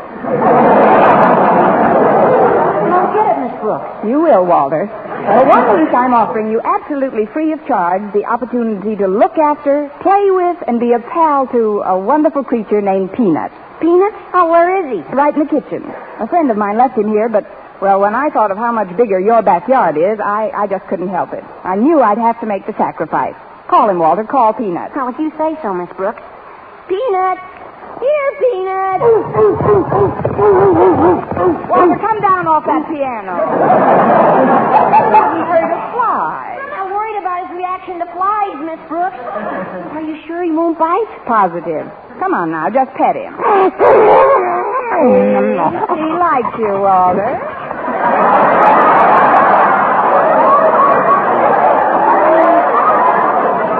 Now, give him your paw, boy. Go on. Give him your paw. Not you, Walter. He's all right. Oh, but I couldn't take him home even for a week, Miss Brooks. My folks have started a garden out in the back. A garden? Yeah, that's why I haven't got my own dog right now. Oh, I wish I knew what to do with him. Frankly, Walter, I just can't afford to feed him for a week. I've got an idea. How about leaving him at Snodgrass's pet shop? You know, Stretch's old man. He's got all kinds of animals down there, and I'm sure he wouldn't mind. Perfect, Walter. Then when Mrs. Evans comes back, she can pay his food bill. Come on, Peanut. Oh, just one thing, Walter. I'd better drive today. You can sit in back with Peanut. In back? But there isn't room back here for both of us, Miss Brooks. Sure there is. He's a lap dog, Walter. You can sit in his lap.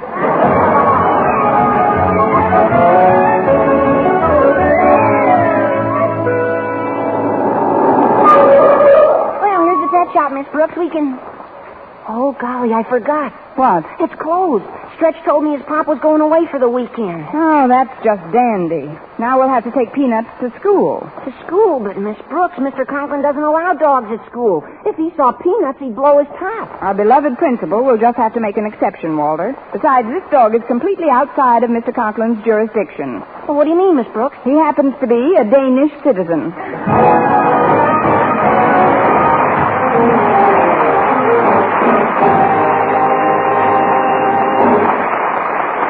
Our Miss Brooks, starring Eve Arden, will continue in just a moment. But first, here is Vern Smith. Here's wonderful news, ladies. Wonderful, wonderful news. Now there's something thrillingly new in Palmolive Soap's famous Beauty Lather. Yes, something thrillingly new. Palmolive's famous Beauty Lather now brings you new fragrance, new charm, new allure. Millions of women will prefer Beauty Lather Palmolive over all other leading toilet soaps the minute they try it. For Palmolive Soap's famous Beauty Lather now has a new, clean, flower-fresh fragrance for new allure, new charm. So, ladies, forget all other beauty care and use Palmolive Soap the way doctors advise for a lovelier complexion. Just stop improper cleansing and instead wash your face with Palmolive Soap 3 times a day, massaging Palmolive's wonderful Beauty Lather onto your skin for 60 seconds each time to get its full beautifying effect. Then rinse. That's all. All types of skin, young, older, oily, respond to it quickly. Don't wait another day to try Palmolive's Beauty Lather. You'll be thrilled by its new fragrance, new charm, new allure. Thrilled again by the fresher, brighter complexion doctors prove may soon be yours. For new loveliness all over, use big bath-size Palmolive in tub or shower.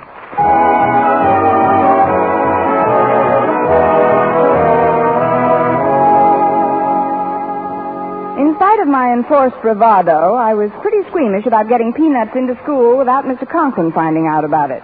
Fortunately, we were early, and while Walter parked his car, I was able to hustle the dog into the supply room with a minimum of incident. Of course, a few students we did encounter in the halls will spend the remainder of their adolescence with hanging jaws and bulging eyes, but that was unavoidable. Stretch Snodgrass, Madison's star athlete, known to the faculty as the body beautiful and the head empty, was in charge of the supply room when Peanuts and I arrived. Hi, Miss Brooks. Quiet. This is Peanuts, Stretch. Oh, I didn't notice him. Nice pooch. Pooch? Well, you're not seeing him at his best, Stretch. He usually carries a barrel around his neck with a St. Bernard in it. Stretch, we've got to keep him out of sight. Mr. Conklin mustn't find out that he's in school. Oh, he won't. Mr. Conklin's at the doctor's office. Harriet told me when she gave me the key to this supply room. Her father's getting tested for allergies? Yeah. He won't be in for an hour yet. Harriet said she talked to him on the phone, and he's half shot. Translation. He's only through with half the shots the doctor's giving him. But don't worry about Peanuts, Miss Brooks. I'll keep him right here in the supply room. Oh, look, Miss Brooks. He's scratching his own back. Isn't it cute? He smiles while he does it. Don't you? I wonder what he's got back there. Well, it's probably just a mild case of hives. Well, it's certainly clever the way he takes the hives with one paw and beats them to death with the other. You'll make a great watchdog if I have to leave this place for anything. Can you imagine what a gag it'd be if somebody gets wandered in to pitch a pencil or something? Yeah, great gag. They'd probably get hysterical permanently.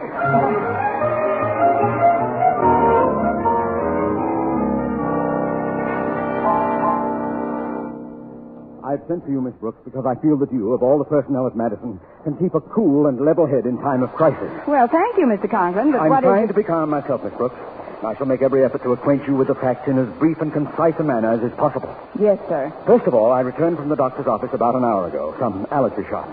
I was jotting down some possible prizes for the community chest raffle and found myself in need of another notebook. Yes, Mr. Conklin? Pending your opinion, Miss Brooks, I have so far failed to notify the police or fire departments. It is my belief that if we can successfully avoid any and all panic, we can ourselves remove the student body and faculty to a place of safety from this danger. What danger? Miss Brooks, there's a leopard in the supply room. Oh,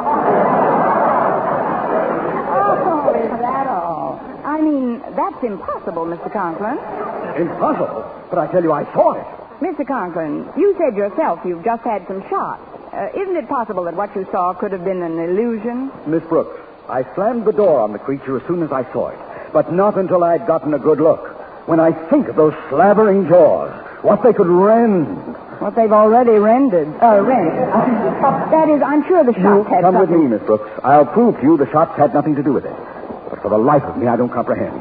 Miss Brooks, what do you suppose that leopard is doing in the supply room? Maybe he ran out of something.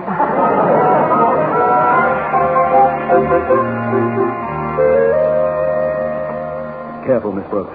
That puny door could never hold him if he becomes enraged. Let's tiptoe up to it and listen to the beast. When I'm calling you. The beast hasn't got a bad voice. Oh, Stretch, it's us. Mr. Conklin and I. Open up. Okay. Hi. Where is it? Where's what, Mr. Conklin? The beast. It was a big... It had... Oh. How long have you been in this room, Snodgrass? Oh, right along, Mr. Conklin. All morning. You see, Mr. Conklin, it was those shots after all. Now, why don't you go back to your office and lie down for a while? I can't understand it. I saw him as clearly as I see you. Clearer. Maybe I'd better get back to my office at that. Lot to do today. I've still got to find a suitable price for that raffle. Maybe I'll call my doctor. Yes, that's what I'll do. I'll call the doctor. That's what I'm going to do it. The doctor.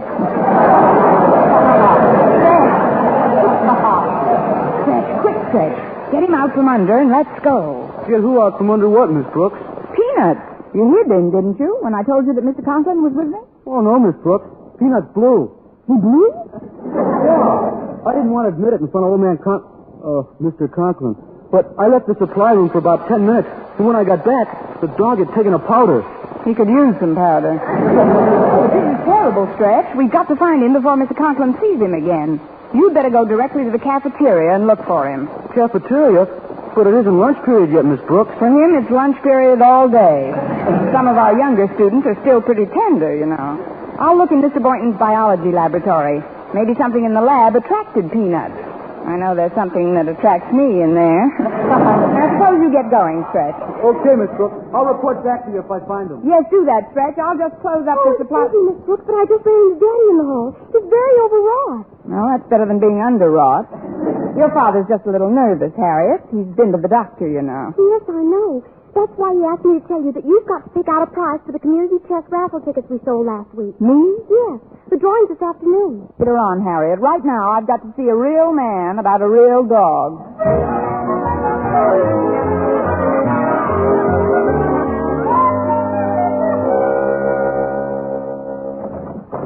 Excuse me, Mr. Boynton. I hope I'm not interrupting anything. Oh, not at all, Miss Brooks. I was just going to have a little snack. Brought some milk and pastry from home. It's Danish. Danish? Well, don't bite it till you see if it's wearing a license. I'll skip it, Mr. Boynton. Do you mind if I look around the lab? No, Miss Brooks, but what are you looking for? I'd rather skip that, too, Mr. Boynton. If I tell you, you'll only give me an incredulous look and say, why did you do a crazy thing like that? No, I won't, honestly.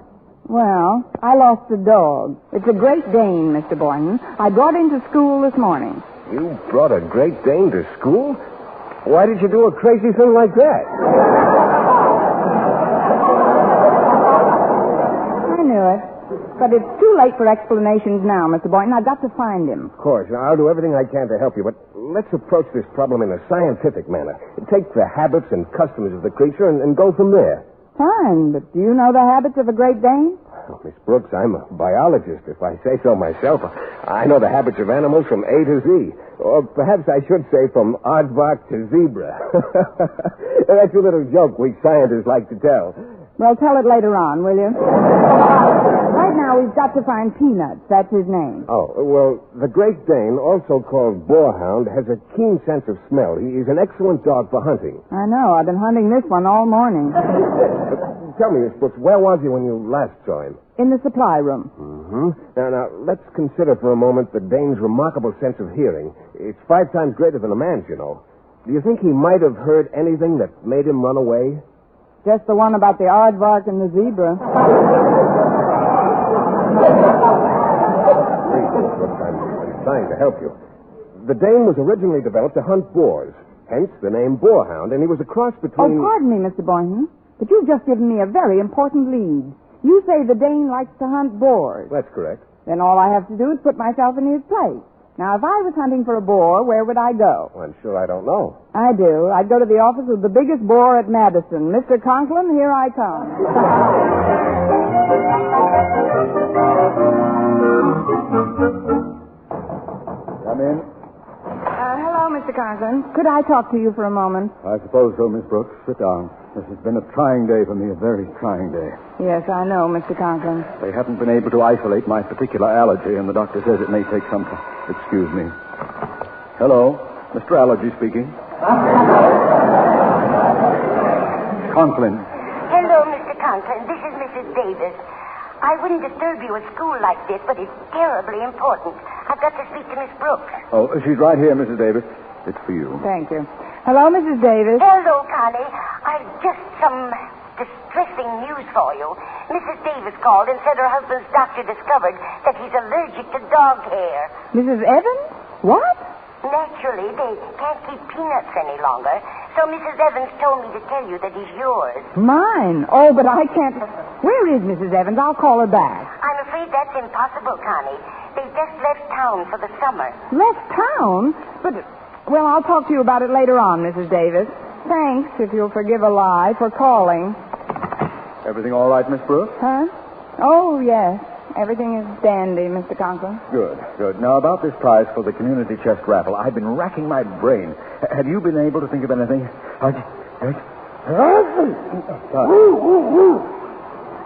What did you say, Miss Brooks? Me? I didn't say anything, Mr. Conklin. What did you say? I thought that's what you said. Mr. Conklin, I think I've got the answer to both your problems. What? Well, first, your allergy. Mr. Conklin, do you hang your coat in the closet over there? Yes, I do. And did you wear a tan top coat to school today? That's right. How tall is it? Tall? Has it got soft brown buttons? Yes, I think they're brown. With long eyelashes? Miss Brooks, what are you trying to... Grip the arms of your chair tightly, Mr. Conklin. Peanut! Here, Peanut! Take it away! Take it away! Mr. Conklin? Meet Mr. Conklin, Peanut. Mr. Conklin, shake hands with the first prize in the community chest raffle.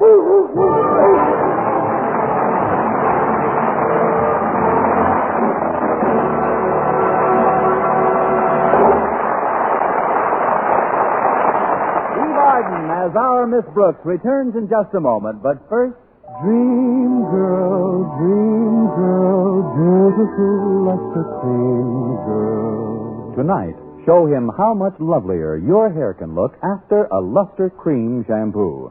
Only Luster Cream brings you Kay Dumit's magic formula blend of secret ingredients plus gentle lanolin. Gives loveliness lather even in hardest water. Glamorizes your hair as you wash it. Luster Cream. Not a soap, not a liquid, but a dainty cream shampoo. Leaves hair fragrantly clean, free of loose dandruff, glistening with sheen. Soft, manageable. Gives new beauty to all hairdos or permanent. 4-ounce jar, $1. Smaller sizes, either tubes or jars. Tonight, try Luster Cream shampoo and be a dream girl, beautiful Luster Cream girl. You owe your crowning glory to a Luster Cream shampoo. And now, once again, here is our Miss Brooks. Well, the drawing for the grand prize occurred in assembly that afternoon. Attention, everyone. Quiet. Quiet, please. Quiet. I'm happy to say that every member of the student body and faculty has contributed something to our community chest drive. And as we promised, there will be a prize for the holder of the winning number, which is 644. Miss Brooks, let's see your stub. My stuff? Oh, don't be silly, Walter. I never won a raffle in my life. Oh, you won this one? Oh, it's no. 44. Oh, no, Here's the Walter. winner right here, Mr. Conklin. It's Miss Brooks. Oh, Well, congratulations, Miss Brooks. Is there anything you'd like to say? Just one thing, Mr. Conklin.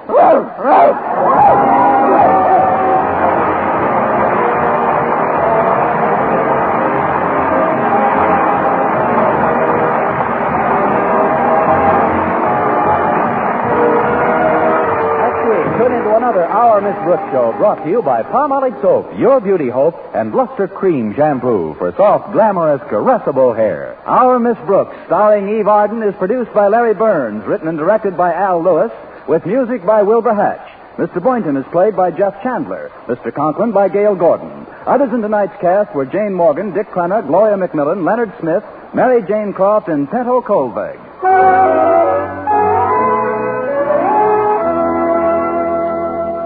Men, do you shave with a lather or brushless shave cream? Palmolive shaving cream comes both ways. And whichever way you prefer to shave, you'll find that using either Palmolive brushless or Palmolive lather shaving cream can bring you more comfortable, actually smoother shaves. Here's the proof. 2,548 men tried the new Palmolive way to shave described on the tube. And no matter how they had shaved before, 3 out of every 4 got more comfortable, actually smoother shaves. Get Palmolive brushless or Palmolive lather shaving cream today.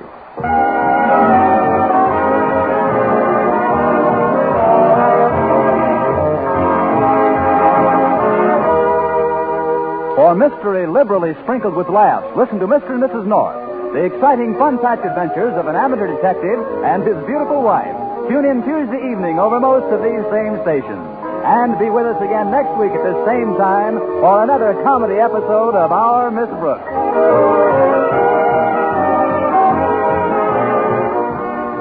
One good reason to be proud we're Americans is that we're always free to tell our government how we feel about its actions. But let's not forget that freedom is everybody's job. All of us must work to keep our individual rights and freedoms by voting in an informed way so that the best men and women are placed in office. We must serve willingly on juries and public committees and take an interest in the development of our community, state, and country. For by being better citizens, we can show the world that America is a strong, successful democracy.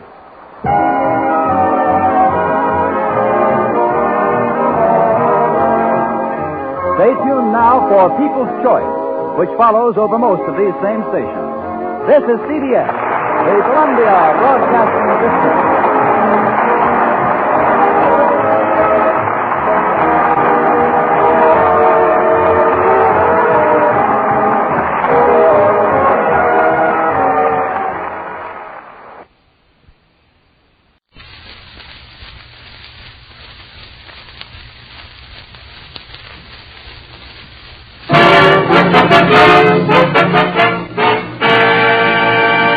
Of Avalon cigarettes, please. Yes, sir. Oh, just a moment, sir. Don't forget your change. You'd never guess, but Avalon's cost you less. So why not always Avalon with Avalon?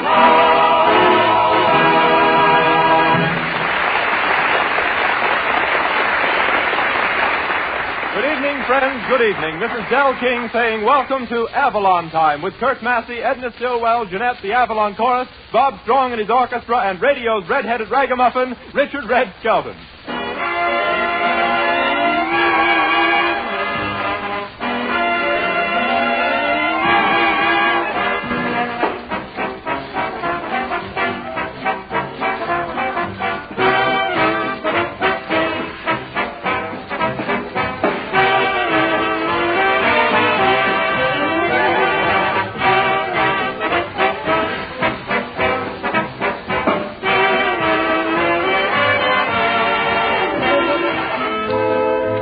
Ladies and gentlemen, if you want every penny you spend for your cigarettes to bring full value, then switch to Avalon. Cigarettes that give you more for your money. Yes, the outstanding cigarette value on the market today. Avalon are highest quality, but cost 3 to 5 cents less per pack than other popular price brands. And bear this in mind. That saving of 3 to 5 cents means a reduction of as much as 1/3 of your total cigarette expense. And that amounts to many, many dollars every year. Now, don't think you're sacrificing quality to gain Avalon's money-saving economy. Absolutely not. Avalons are union-made of a matchless blend of the world's finest Turkish and domestic tobaccos. In fact, you couldn't get finer quality tobaccos in any other cigarette, regardless of price, regardless of brand. When any cigarette offers such definite advantages, it certainly deserves a trial. So the next time, try Avalon, the modern cigarette, priced to fit the times.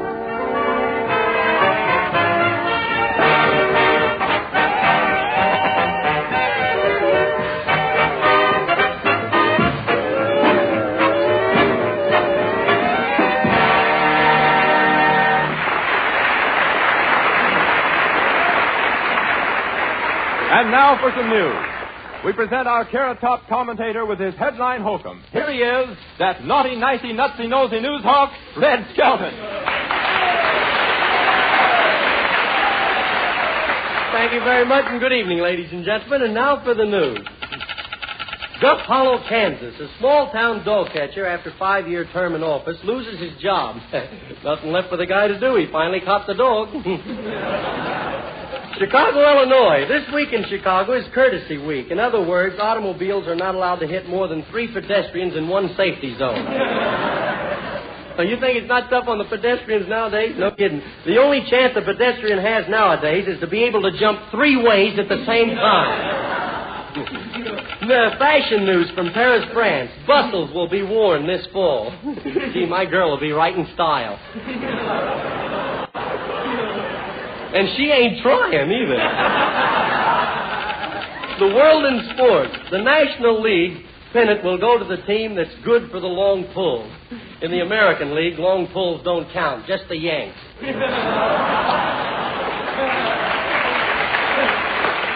Yesterday was Ladies' Day over at the ballpark. All the ladies got in for nothing. I took Edna Stillwell over there, and it was funny. So many people mistook us for sisters. News from coast to coast. College students and high school students prepare to go back to school. Gee, good old college. I wonder what the kids will learn to eat this year. Oh, I love school, though. 5 of the happiest years of my life I spent in the 4th grade. But after 5 years in the 4th grade, they finally put me in the 3rd.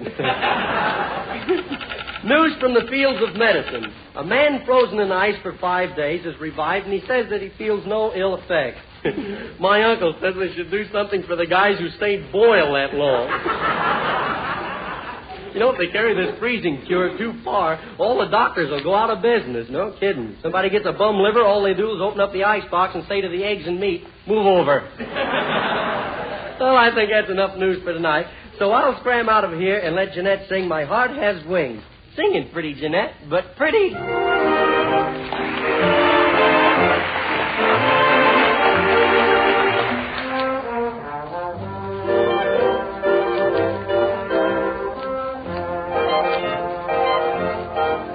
My heart has wings. I fly to arms so tender. To you in sweet surrender I cling. My heart has wings. With joy my soul is throbbing. I feel just like a robin in spring. I dim the light and dream of you each night. It's thrilling when you hold me tight. My glad heart sings. I'm flying high in heaven because my heart has wings.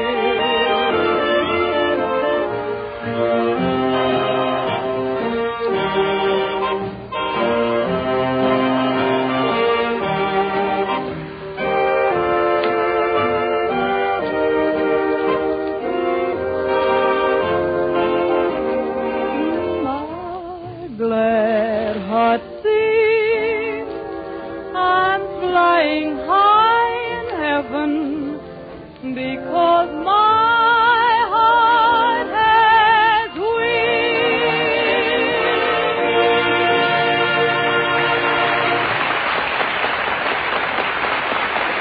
Ah, that was very, very pretty, Jeanette. And now, ladies and gentlemen, we come to our slice of life. Things that happen in everyday life that you do and that I do. In fact, all of us do. You set the scene, will you, Del? Right, Red. Well, as the scene opens, a young couple is found riding along the highway in an automobile. It's a beautiful night. Edna Stillwell plays the part of the romantic young girl, and Red Skelton plays the part of the handsome young man. Handsome. It's a very dark night, folks. Listen. Say, can't this car go any faster? It can, but I ain't going to get out and push it. Say, isn't it a beautiful night? Shall we pause and look at the moon? We'll look at the moon, but you keep your paws to yourself.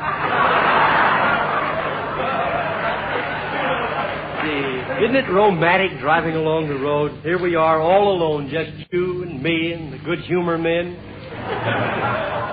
Uh-oh. I think we're out of gas. Now, don't give me that stuff. Why, ain't you got no money?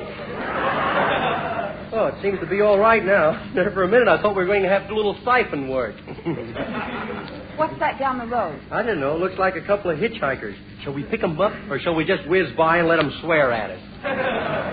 I don't know. It's awful dangerous picking up strangers. Yeah? And besides, I don't think they're hitchhikers. What? Look, it's a dark night and they aren't wearing neon thumbs. Yeah. Well, maybe they're just beginners. I feel sort of sorry for them. Let's pick them up, huh?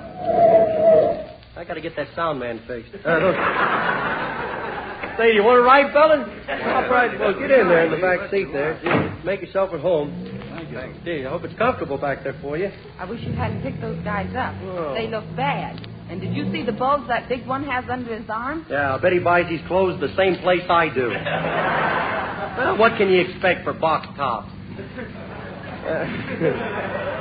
Listen, don't worry. Just switch on the radio there. Gee, it warmed up fast tonight.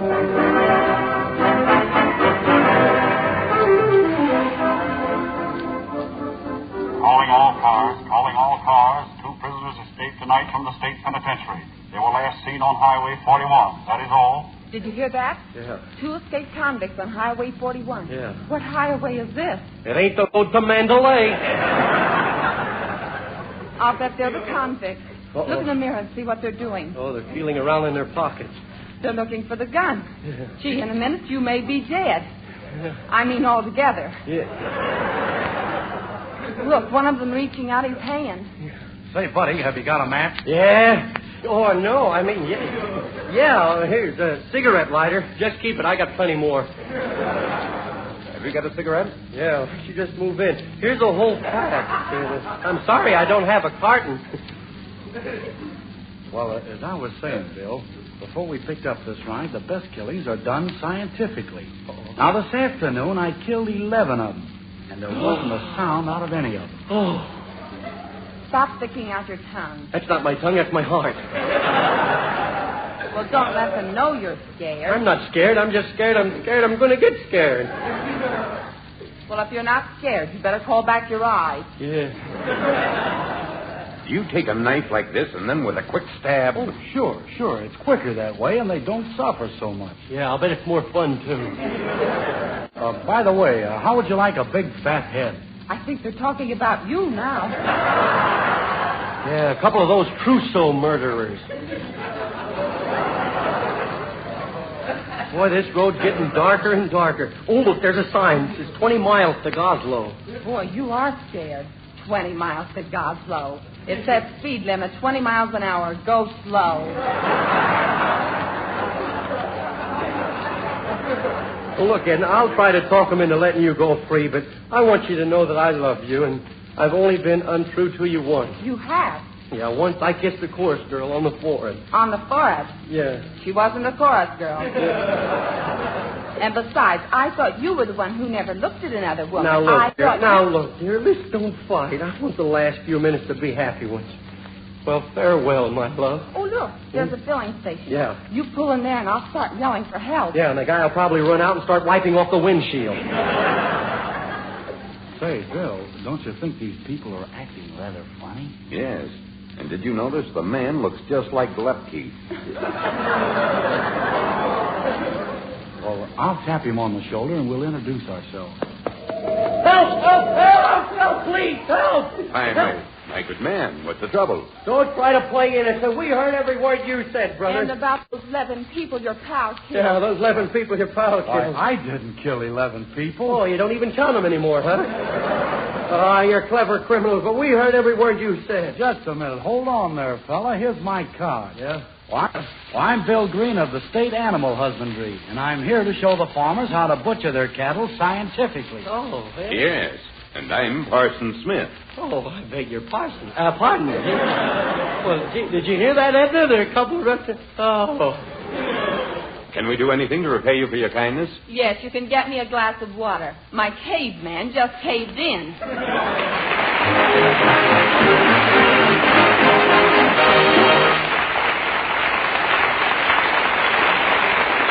By way of letting you keep up to date with the latest in scintillating rhythms, Bob Strong and his orchestra present Bob's arrangement of Pavan.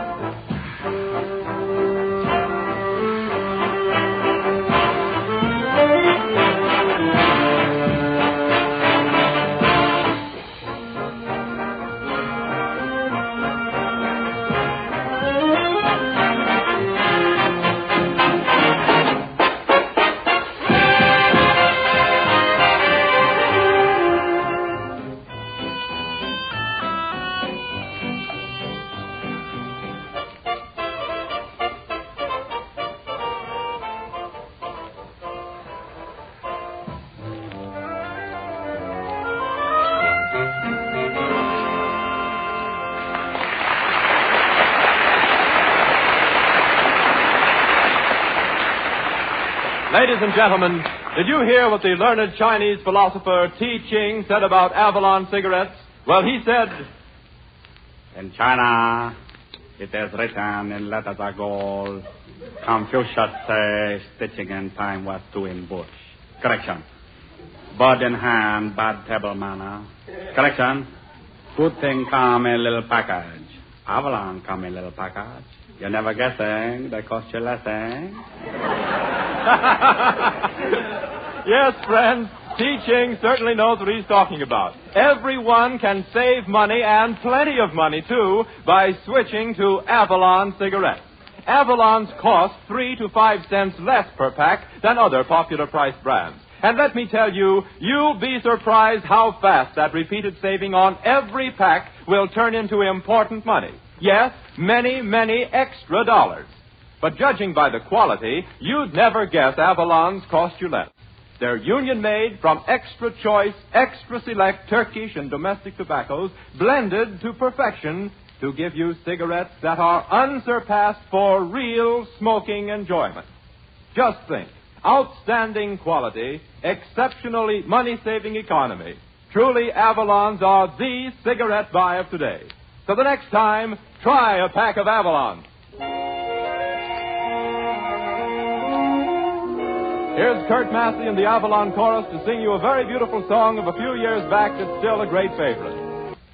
When it's twilight on the trail. All right, Kurt, we're waiting. When it's twilight on the trail, and I jog along, the world is like a dream, and the ripple of dream is my song.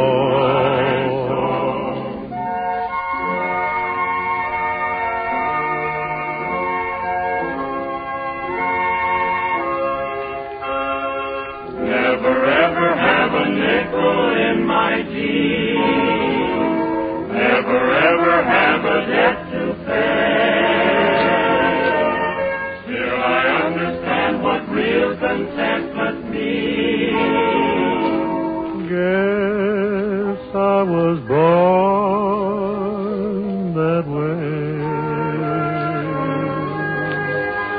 When it's twilight on the trail, and my voice is still, please plant this heart of mine underneath the lonesome pine on the hill.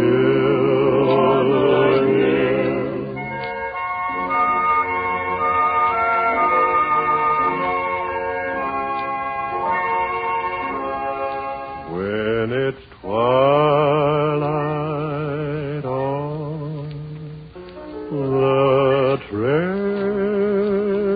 Twilight on the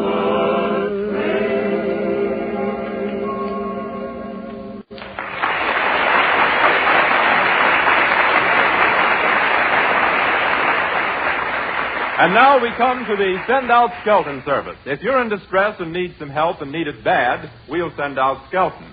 Here we are in Skelton's office where Edna Stillwell assumes the duties of a secretary. Hello, this is Send Out Skelton service. The government's project is the WPA. Skelton's is the WPU. What's that, miss? Oh, you're getting married today and you want Mr. Skelton to come over and make your fiancé jealous. Are you sure you want Mr. Skelton? Oh, I see. Boris Karloff was out. Okay, you'll be right over. Hey, what's this? I gotta go over and make a boyfriend jealous? Yep, and does this make telephone history? The first time anybody was connected with a party they called and still got the wrong number. Yeah. Listen, now don't go around selling me short as a glamour boy. I've got more oomph than I can handle. What do you mean, oomph? Well, the bride just quarreled with her groom, and you're supposed to make him jealous enough to make him do his part in the wedding ceremony. Another wedding, eh? Oh, I love weddings. Last June, I stood up for my uncle. You know, the one that drinks so much. He couldn't quite make it. I didn't think any self-respecting love bug would ever bite him. Well, it don't bite him anymore. It just sort of gums him a little. You know, you should have seen how red the bride's face was. Well, can you blame her for blushing? Look what she got. Yeah. It was 2 months after the wedding before he found out that his blushing bride was a Mendez.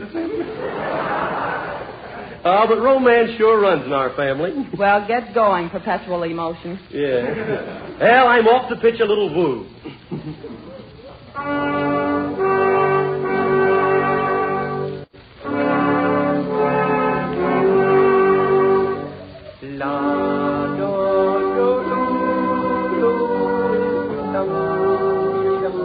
I guess it's a house, all right. See, the old man must be a chiropodist. The sign says, beware of dogs. I'll just ring the doorbell here. Well? I'm the fellow you hear on the radio that goes out and makes somebody jealous. I'm the one you sent for. Another boost for television. Yeah. Well, come in. Don't look now, but that man over there, he and my daughter had a little spat. Well, congratulations. A boy or a girl? Oh, spat. Oh. Yes. He won't go through with the ceremony we planned, so I'm afraid you'll have to help us out. Don't worry. I'll make him jealous. Say, what do you think her boyfriend will do when he sees me and thinks I'm going to marry your daughter? He'll probably come over and wring your hand off. Well, that's what... Huh? Well, Cynthia, she'll explain everything. Oh, Cynthia, this is the man who's going to make Henry jealous. Yeah, how are you, Toots? Oh, it's alive. Listen, I'll make that guy so jealous. Oh, you don't look like you'd be jealous. Oh, no. I even made my own mother jealous once. Your mother? Yeah. She looks at me and then gets jealous of other mothers. Now, if you don't want me, I'll just leave out of it. Well, it's too late for last-minute changes. My fiancé refuses to go through with the ceremony, so you march with me. Yeah. And when he sees you, he'll get jealous and rush over and insist on marrying me himself. He will? Mm-hmm. Why? I mean, Now, quiet. Get ready while I talk to the bridesmaids. Now, let's see. I should have something old, something new, something borrowed, and something blue. I think that was the bridegroom in just blue. Don't be silly. That's Henry over there. Oh, isn't he distinguished looking? Yes, he is. What makes him so distinguished looking? Probably those horn-rimmed circles under his eyes. Now, shush. You wait here. Say, dressmaker, keep your eye on this specimen. But certainly, sweetliness. Well, if it ain't Gypsy Rose Levy. Please, in the business of dresses, I'm being known as Mrs. George Bernard Schwartz. Say, this sure is a screwy setup here, ain't it? Oh, I think you'll make a lovely couple. Yeah, that dame's fat enough to be a couple herself. You know, to marry her is on the border of bigamy. I ain't talking, remember. But at her last wedding, because she was so fat, they threw puffed rice. And you make her dresses? Oh, certainly, and confidentially. It's the first time I'm making a tent with shoulder straps. That sure is a funny-looking dress she has on tonight. What is it? That's the genuine scrapes de chines. With accordion pleats with the wheel stitching. With wheel stitching? Ham stitching, I couldn't say. Oh, I'm all fluttered. I'll go first, so watch out for my wedding gown now. Are you nervous? Well, who? Me? No, I should say not. Well, then stop chewing on that cactus plant. My last husband got an awful fright. Yeah, you're telling me. I mean, Oh! Gee, I just stepped on your tail. I mean, veil. Clumsy. Come on, now, you better walk with me. Oh, look at Henry. He has his eyes closed. He can't bear to see me with some other man. Yeah, look at all those other guys smiling. I'll bet they're bachelors. Say, Henry don't seem to be paying much attention to us. Don't worry, he will. Just wait till we're pronounced man and wife. Yeah. Oh, now, wait a minute now. Man and wife, look, I can't. Look, I got to go see a man about a wife. I can't do it. I've got a child and 9 small wives. Father! Listen, if you embarrass my daughter in front of all these people, I'll... All right, okay. But just remember, Say, brother... turn around and face the preacher. Okay, but I'll never... Well, are you supposed to be the preacher? Well, I ain't Shirley Temple McPherson. Hercules, a parson. I should say so, Mr. Skelton. And am I ready to give your splice for life? But you can't do it, Herky. I just got to... Quiet, Mr. Skelton. The ceremony must go on. Now, join hands. Now, do you, woman, take this man... I do. Well, if you're in such a hurry, I'll go faster. And do you, man, take this woman for rich or richer, for better or worser, for sick or sicker, till death takes a holiday?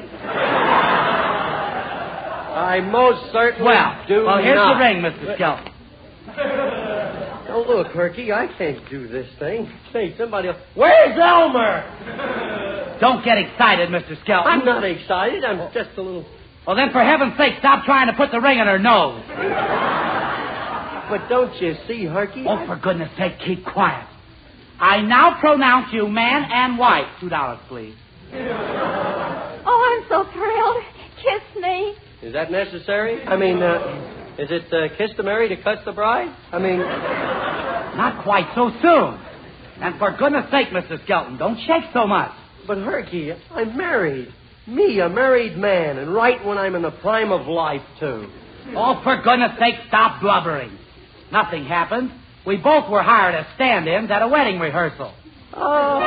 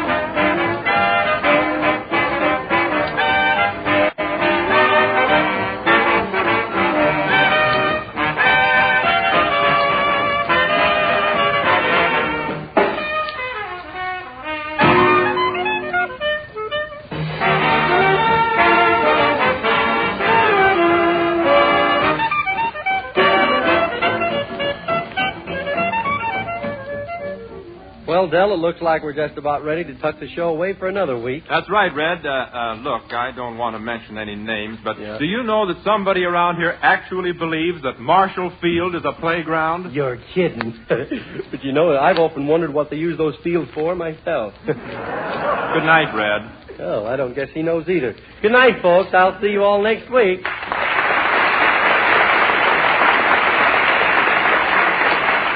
Remember, friends, during the week when you ask for Avalon cigarettes, don't forget your change. So why not always travel on with Avalon? yes, you'd never guess, but Avalons cost only 10 cents plus city or state tax.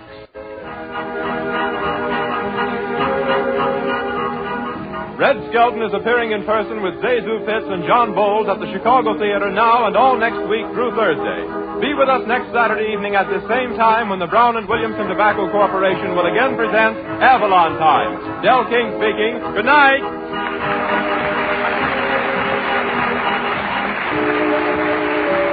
The selection Ding Dong, the Witch is Dead, heard in this program is from The Wizard of Oz. Avalon Time has come to you from our Chicago studio. This is the National Broadcasting Company.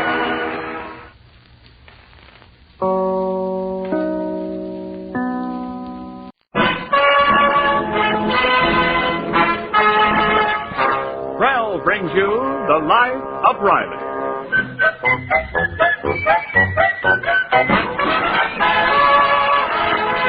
Krell, the shampoo that removes unsightly dandruff in as little as 3 minutes and leaves hair radiantly clean, radiantly lovely, presents The Life of Riley with William Bendix as Riley and a visit from your favorite, Red Skelton. A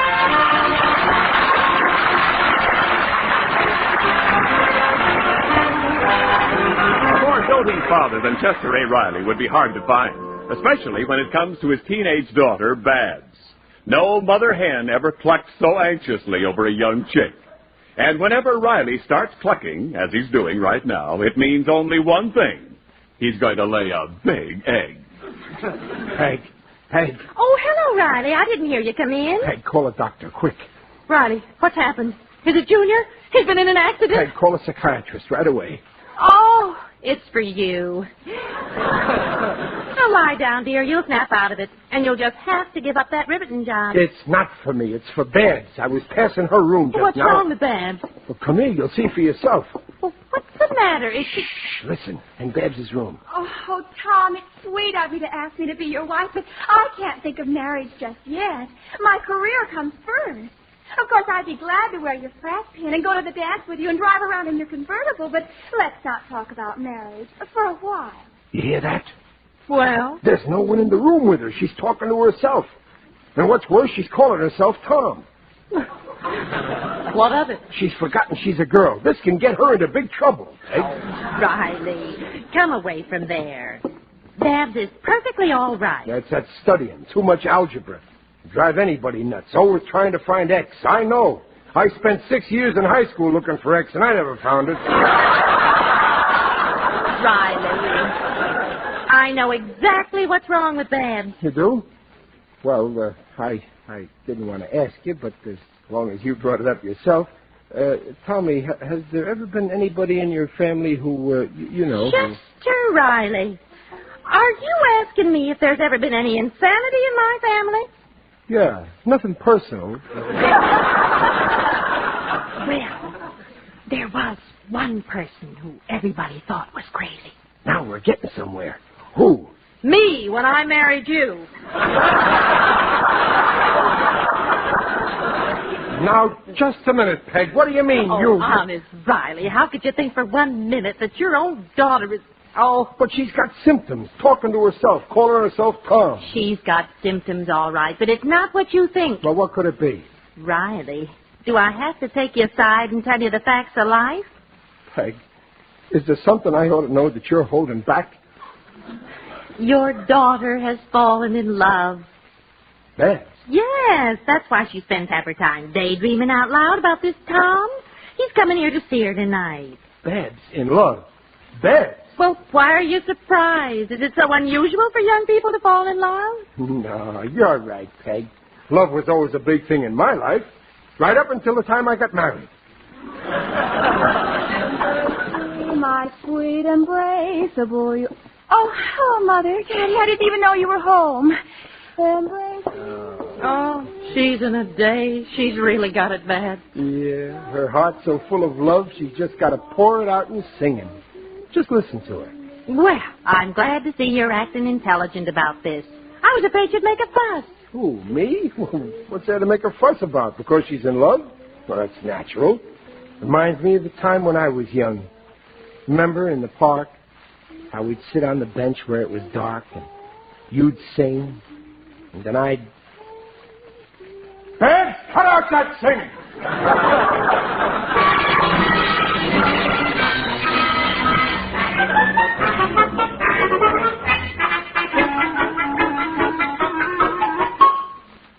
Mother, it's almost 8. Tom will be here soon. Did you talk to Daddy? Not yet, Dad. Oh, but you promised. You know how Daddy is when a boy spends an evening here. Now, don't worry, dear. I'll get him to go to a movie. Peg.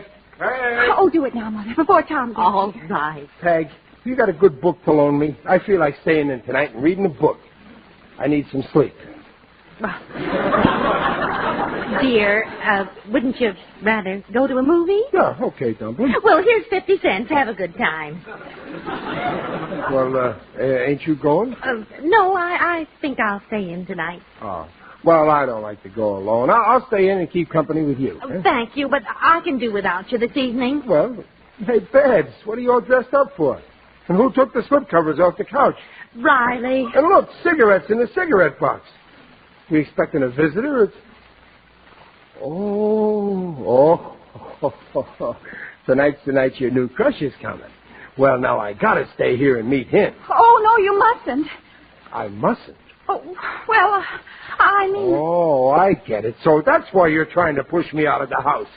You're ashamed of me. Oh, I am not. You are so. You're afraid those fancy college friends of yours will think I ain't got culture. Well, it's time you learned you can't hide the truth.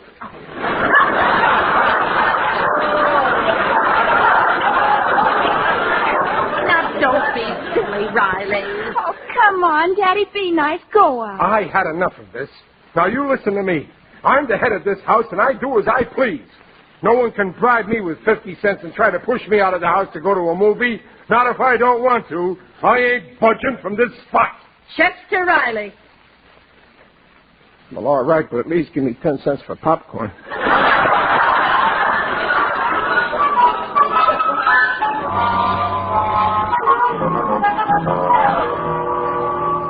Hey there, Riley. Oh, it's you, Gillis.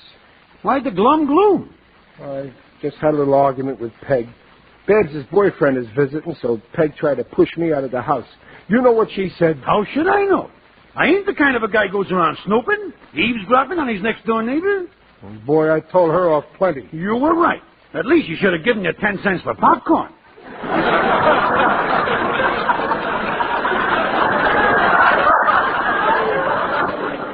Gillis, you heard. Well, my radio went on the blink, and I couldn't get it faced to be ignorant, so instead I listened to you. Women always trying to push you around. Yeah, you got to stand up to them. There, fight back. Don't let them get away with it. Gillis, you want to go to the movies with me? Riley, you ain't going to the movies and leave Babs in there with that college boy sitting on that couch. No, I don't care. If she's ashamed of me and don't want me around, I got my pride, you know. You think that's the reason she don't want you around? It's plain to see you ain't kept up with the modern American youth. What other reason could there be? Riley, do I have to take you aside and tell you the facts of life? No, Peg promised to tell me. Riley, think back 20 years to the time when we was boys in Brooklyn and we called on girls. You thinking? Yeah. Well, then... Don't rush me. I'm still thinking. Well, now you know. Gillis, you don't think... No, Babs is pretty sensible after all. If I was Babs' father, I'd play it safe. The minute this guy steps in the house, throw him out on his ear. Well, I can't do that. He may be a nice kid. Oh, yeah. Yeah, it wouldn't be polite. No. Yeah, hide in a closet somewhere and keep your eyes and ears open. Gillis, you want me to be a spy? Why not? According to the newspapers, everybody's doing it. Well, okay. After all, I'm only doing it for Babs' sake. It's my duty as a father. And you're a wonderful father, Riley. Believe me, if I ever have a daughter, I'd only wish you could be her father.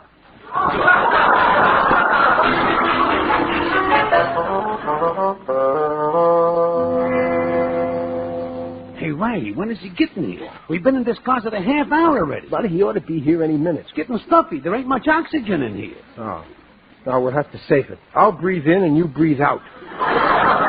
What do you mean, Bob? Shh, I hear something. It's them. What are they saying? I can't hear. Move over, Gillis. I want to peek through the key. Here, wait a minute. This overcoat's falling down. Where? Okay. Oh, yeah. Now we'll see. Well, what do you see? Nothing yet. Well, let me peek, Riley. I know from experience my eyeballs fit all your keyholes.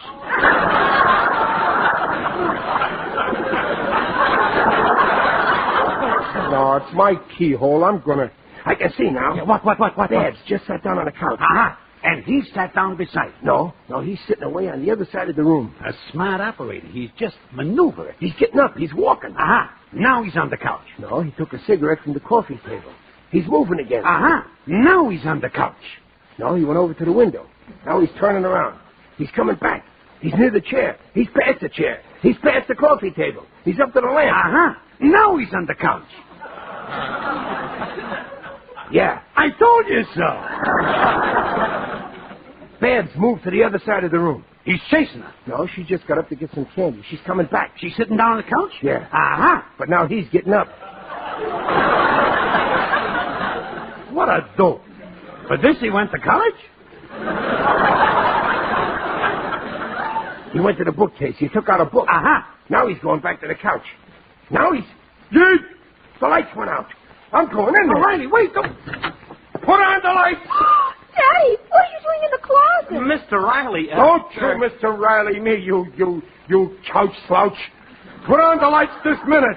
Riley, what on earth? He was hiding in the closet, Mother. That's lucky I was. They just put out the lights. Riley, the lights are on. Don't tell me. It's pitch black. There's an overcoat over your head.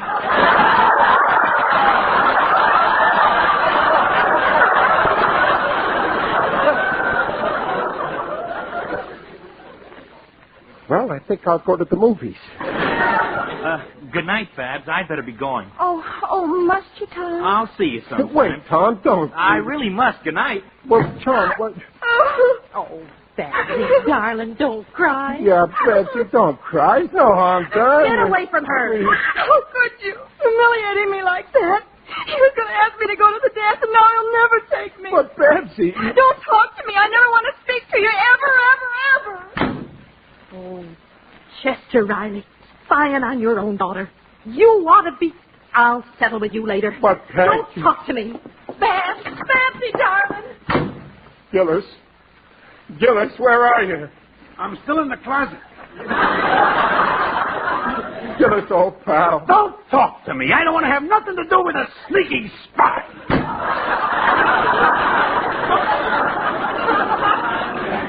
What a revolting development this is.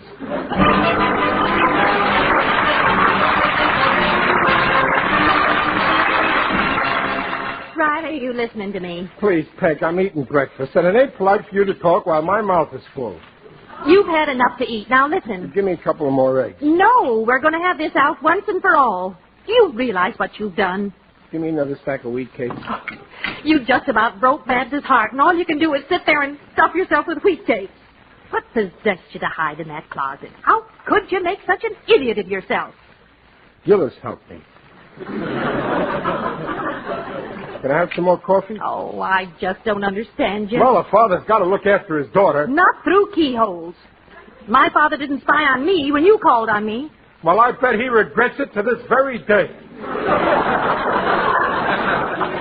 Give me some more wheat cakes. Oh, the poor child was up half the night crying. But a lot you care. That ain't true. Believe me, I'm heartbroken about this. Right now, just thinking about it, I've got a big lump in my throat. That's the wheat cakes. It ain't not. It's sediment.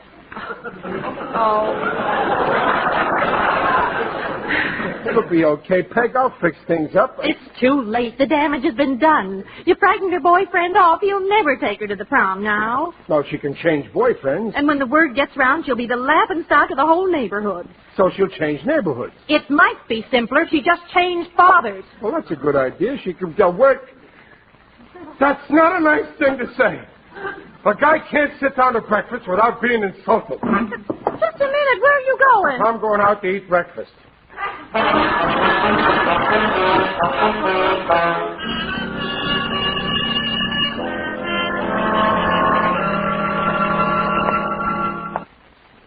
Change fathers, she said. After all I'd done for them, now they want to change fathers. Well, that's what they think. I'd like to meet the guy who tried to take me away from them. How do you do, Riley? Well, Digger, it's you. It is I indeed. Digby Odell, the friendly undertaker. Greetings, Riley. You're looking fine. Very natural. Well, what are you doing around here, Digger? Oh, I'm on my way to the weekly meeting of the UEPGC. UEPGC? The Undertakers, Embalmers, and Pallbearers Glee Club. I'm going to sing that popular song from the hit parade. What's that? Put him in a box, tie it with a ribbon, and drop it. Digger, I'm in trouble. Oh, not again, Riley. No sooner do I pull you out of one hole than bingo, you're in another. One of these days you'll find yourself in a hole, and I'll let you stay put. Well, I can't help it, Digger. The trouble with me is I always let people down. That's my trouble, too. But I always cover up my mistakes. Well, I really pulled a boner this time. Babs was entertaining her boyfriend, and I spied on him from the closet. Oh, spying's a bad business. Yeah. I remember I once suspected that one of my assistants was loafing on the job. So I hid in a box and spied on him. Did you nail him? No, he nailed me. Oh, I was mortified.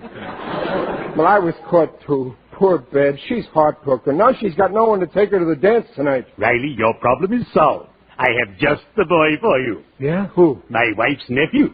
He's coming in from out of town today. Yeah, is he a nice boy? Well, I've never met the dear lad personally, but my wife comes from a fine family. Upstate farmers. The closer people are to the soil, the better I like them. Well, gee, he sounds okay. Will you send him over tonight for dinner? Indeed I will. Oh, Digger, you're a real pal. I can always count on you. That makes us even. I'm counting on you. Now, if you'll excuse me... Wait a minute, Digger. You didn't tell me your nephew's name. Oh, yes. It's Clem. Clem Kaddlehopper. Well, cheerio. I'd better be shoveling off.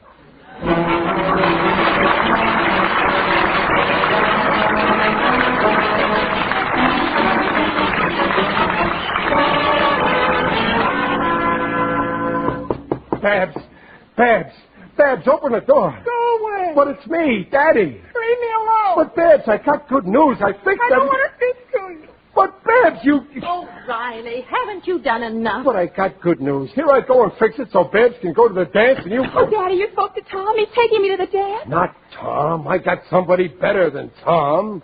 Clem. Well, who's Clem? Well, he's a wonderful boy. You'll be crazy about him. Oh, Riley, you have no right to pick up strangers. Well, he ain't a stranger. He's Digger Odell's nephew. Oh. Yeah, Digger says he's a lovely boy. Well, if Mr. Odell says he's nice, I guess it's all right. Well, sure. And you know Digger, he don't make snap judgments. He always goes below the surface. Now, Clem will be here for dinner, and after you can go to the dance. But how do I know I'll like him? Don't worry, you'll like him. I guarantee it. The minute you see him, you'll swoon. Oh, but Daddy... That's Clem. Oh, I'm not even dressed. Oh, neither am I. Well, hurry up and fix yourself up. I'll entertain him. Oh, Mother, where's my blue dress? Oh, I hung it in your closet. Now, make it snappy.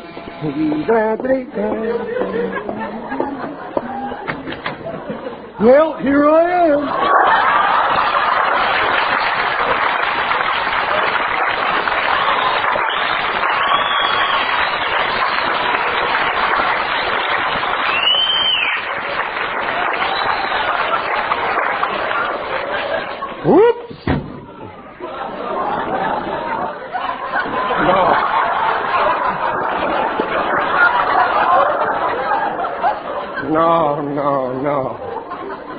No, I couldn't have seen it. I don't drink. Well, I'll open the door. Maybe it ain't there anymore. It's still here.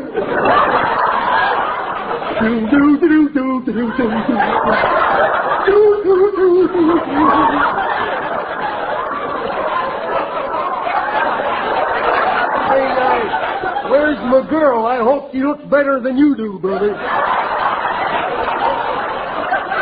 Hey, sir, you're looking at a man that's in the mood for romance. Boy, I ain't been kissed since we sold our nearsighted cow.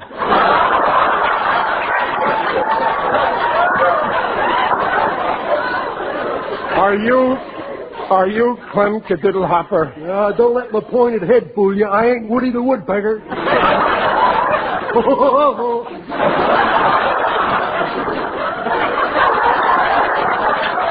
Maybe I am. Oh, no, I couldn't be. Not with my ostrich-like neck. Tell me, son, where did Digger O'Dell dig you up? Oh, wouldn't you like to know? I'm sorry I'm late, but I just went down to the draft board. 24s go now, you know. The first doctor examined and he said I was a moron. Well, I resented that. So I took it to a higher up. I demanded an IQ from 3 impartial psychiatrists. How did they finally classify you? Care to shake hands with an imbecile?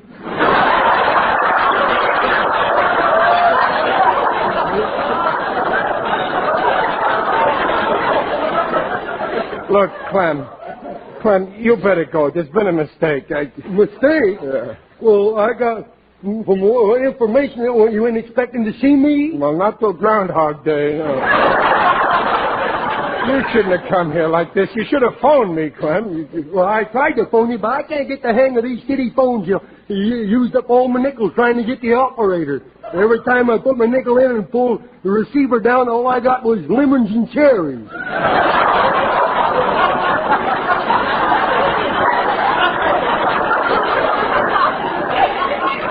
Compared to this guy, I'm Einstein. Well, where's my girl? Drag her in. I can't stand here puckered up all night, you know. This alum don't come cheap, you know. But, Clem, I told you there's a mistake. Well, let's get going, stupid. Who are you calling stupid? Don't flatter yourself. I was just talking to myself. Clem, look, you gotta go, please. I ain't budging, not till I see my girl. Oh, beat me with a licorice whip. I'm the candy kid.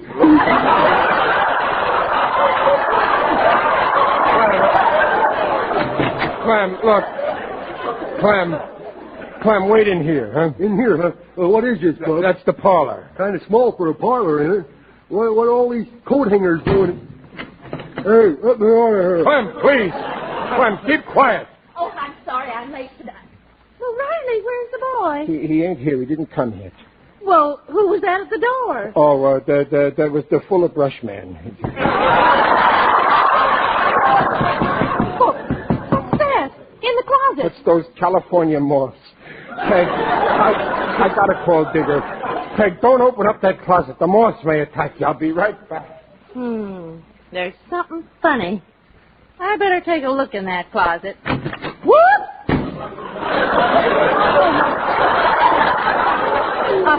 I couldn't have seen it. I don't drink.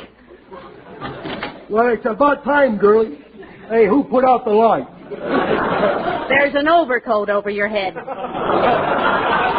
Well, here I am. You're Clem Kaddlehopper? Yeah, don't let the hat fool you. I ain't head of Kaddlehopper. That's too fast for her. She didn't get it. She didn't care much for it myself. Are you my girl? You ain't no chicken, you know. Well, really, Well, let's get going now. Let's get going before you get any older.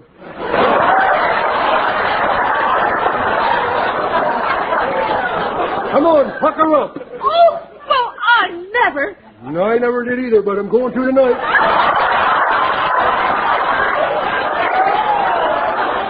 Come here, my little flower.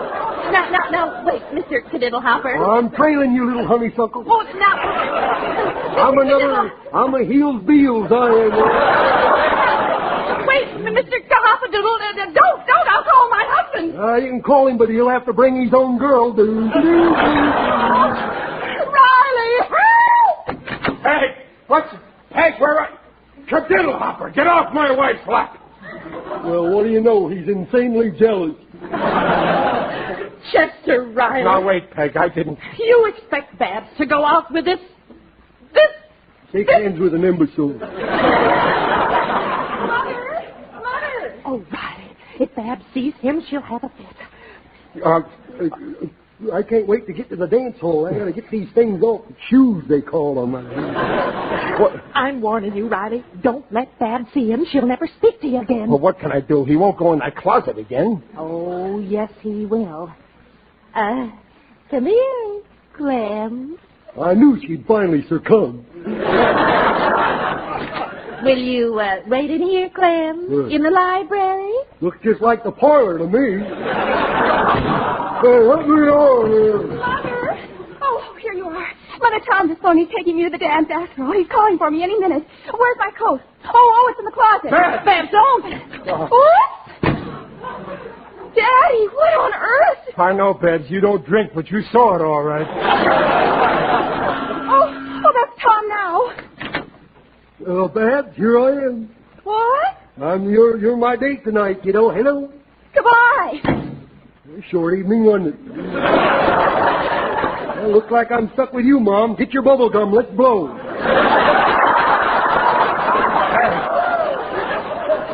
Hey, wait. Where are you going? If you think for 1 minute that I'm going to stay in the house with this... I'm still an imbecile. I'm in a rut. I'm going to a movie. What dumpling? You can entertain Mr. Kaddlehopper. Are you my date, brother? Yup, here I am. What a revolting development this is. This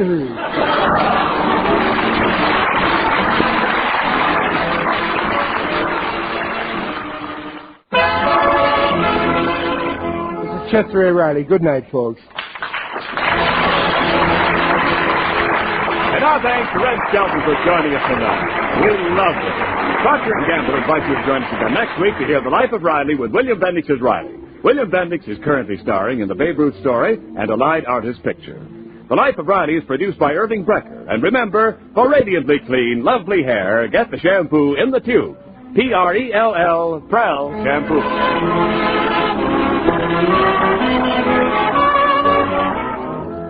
This is NBC, the national broadcasting company.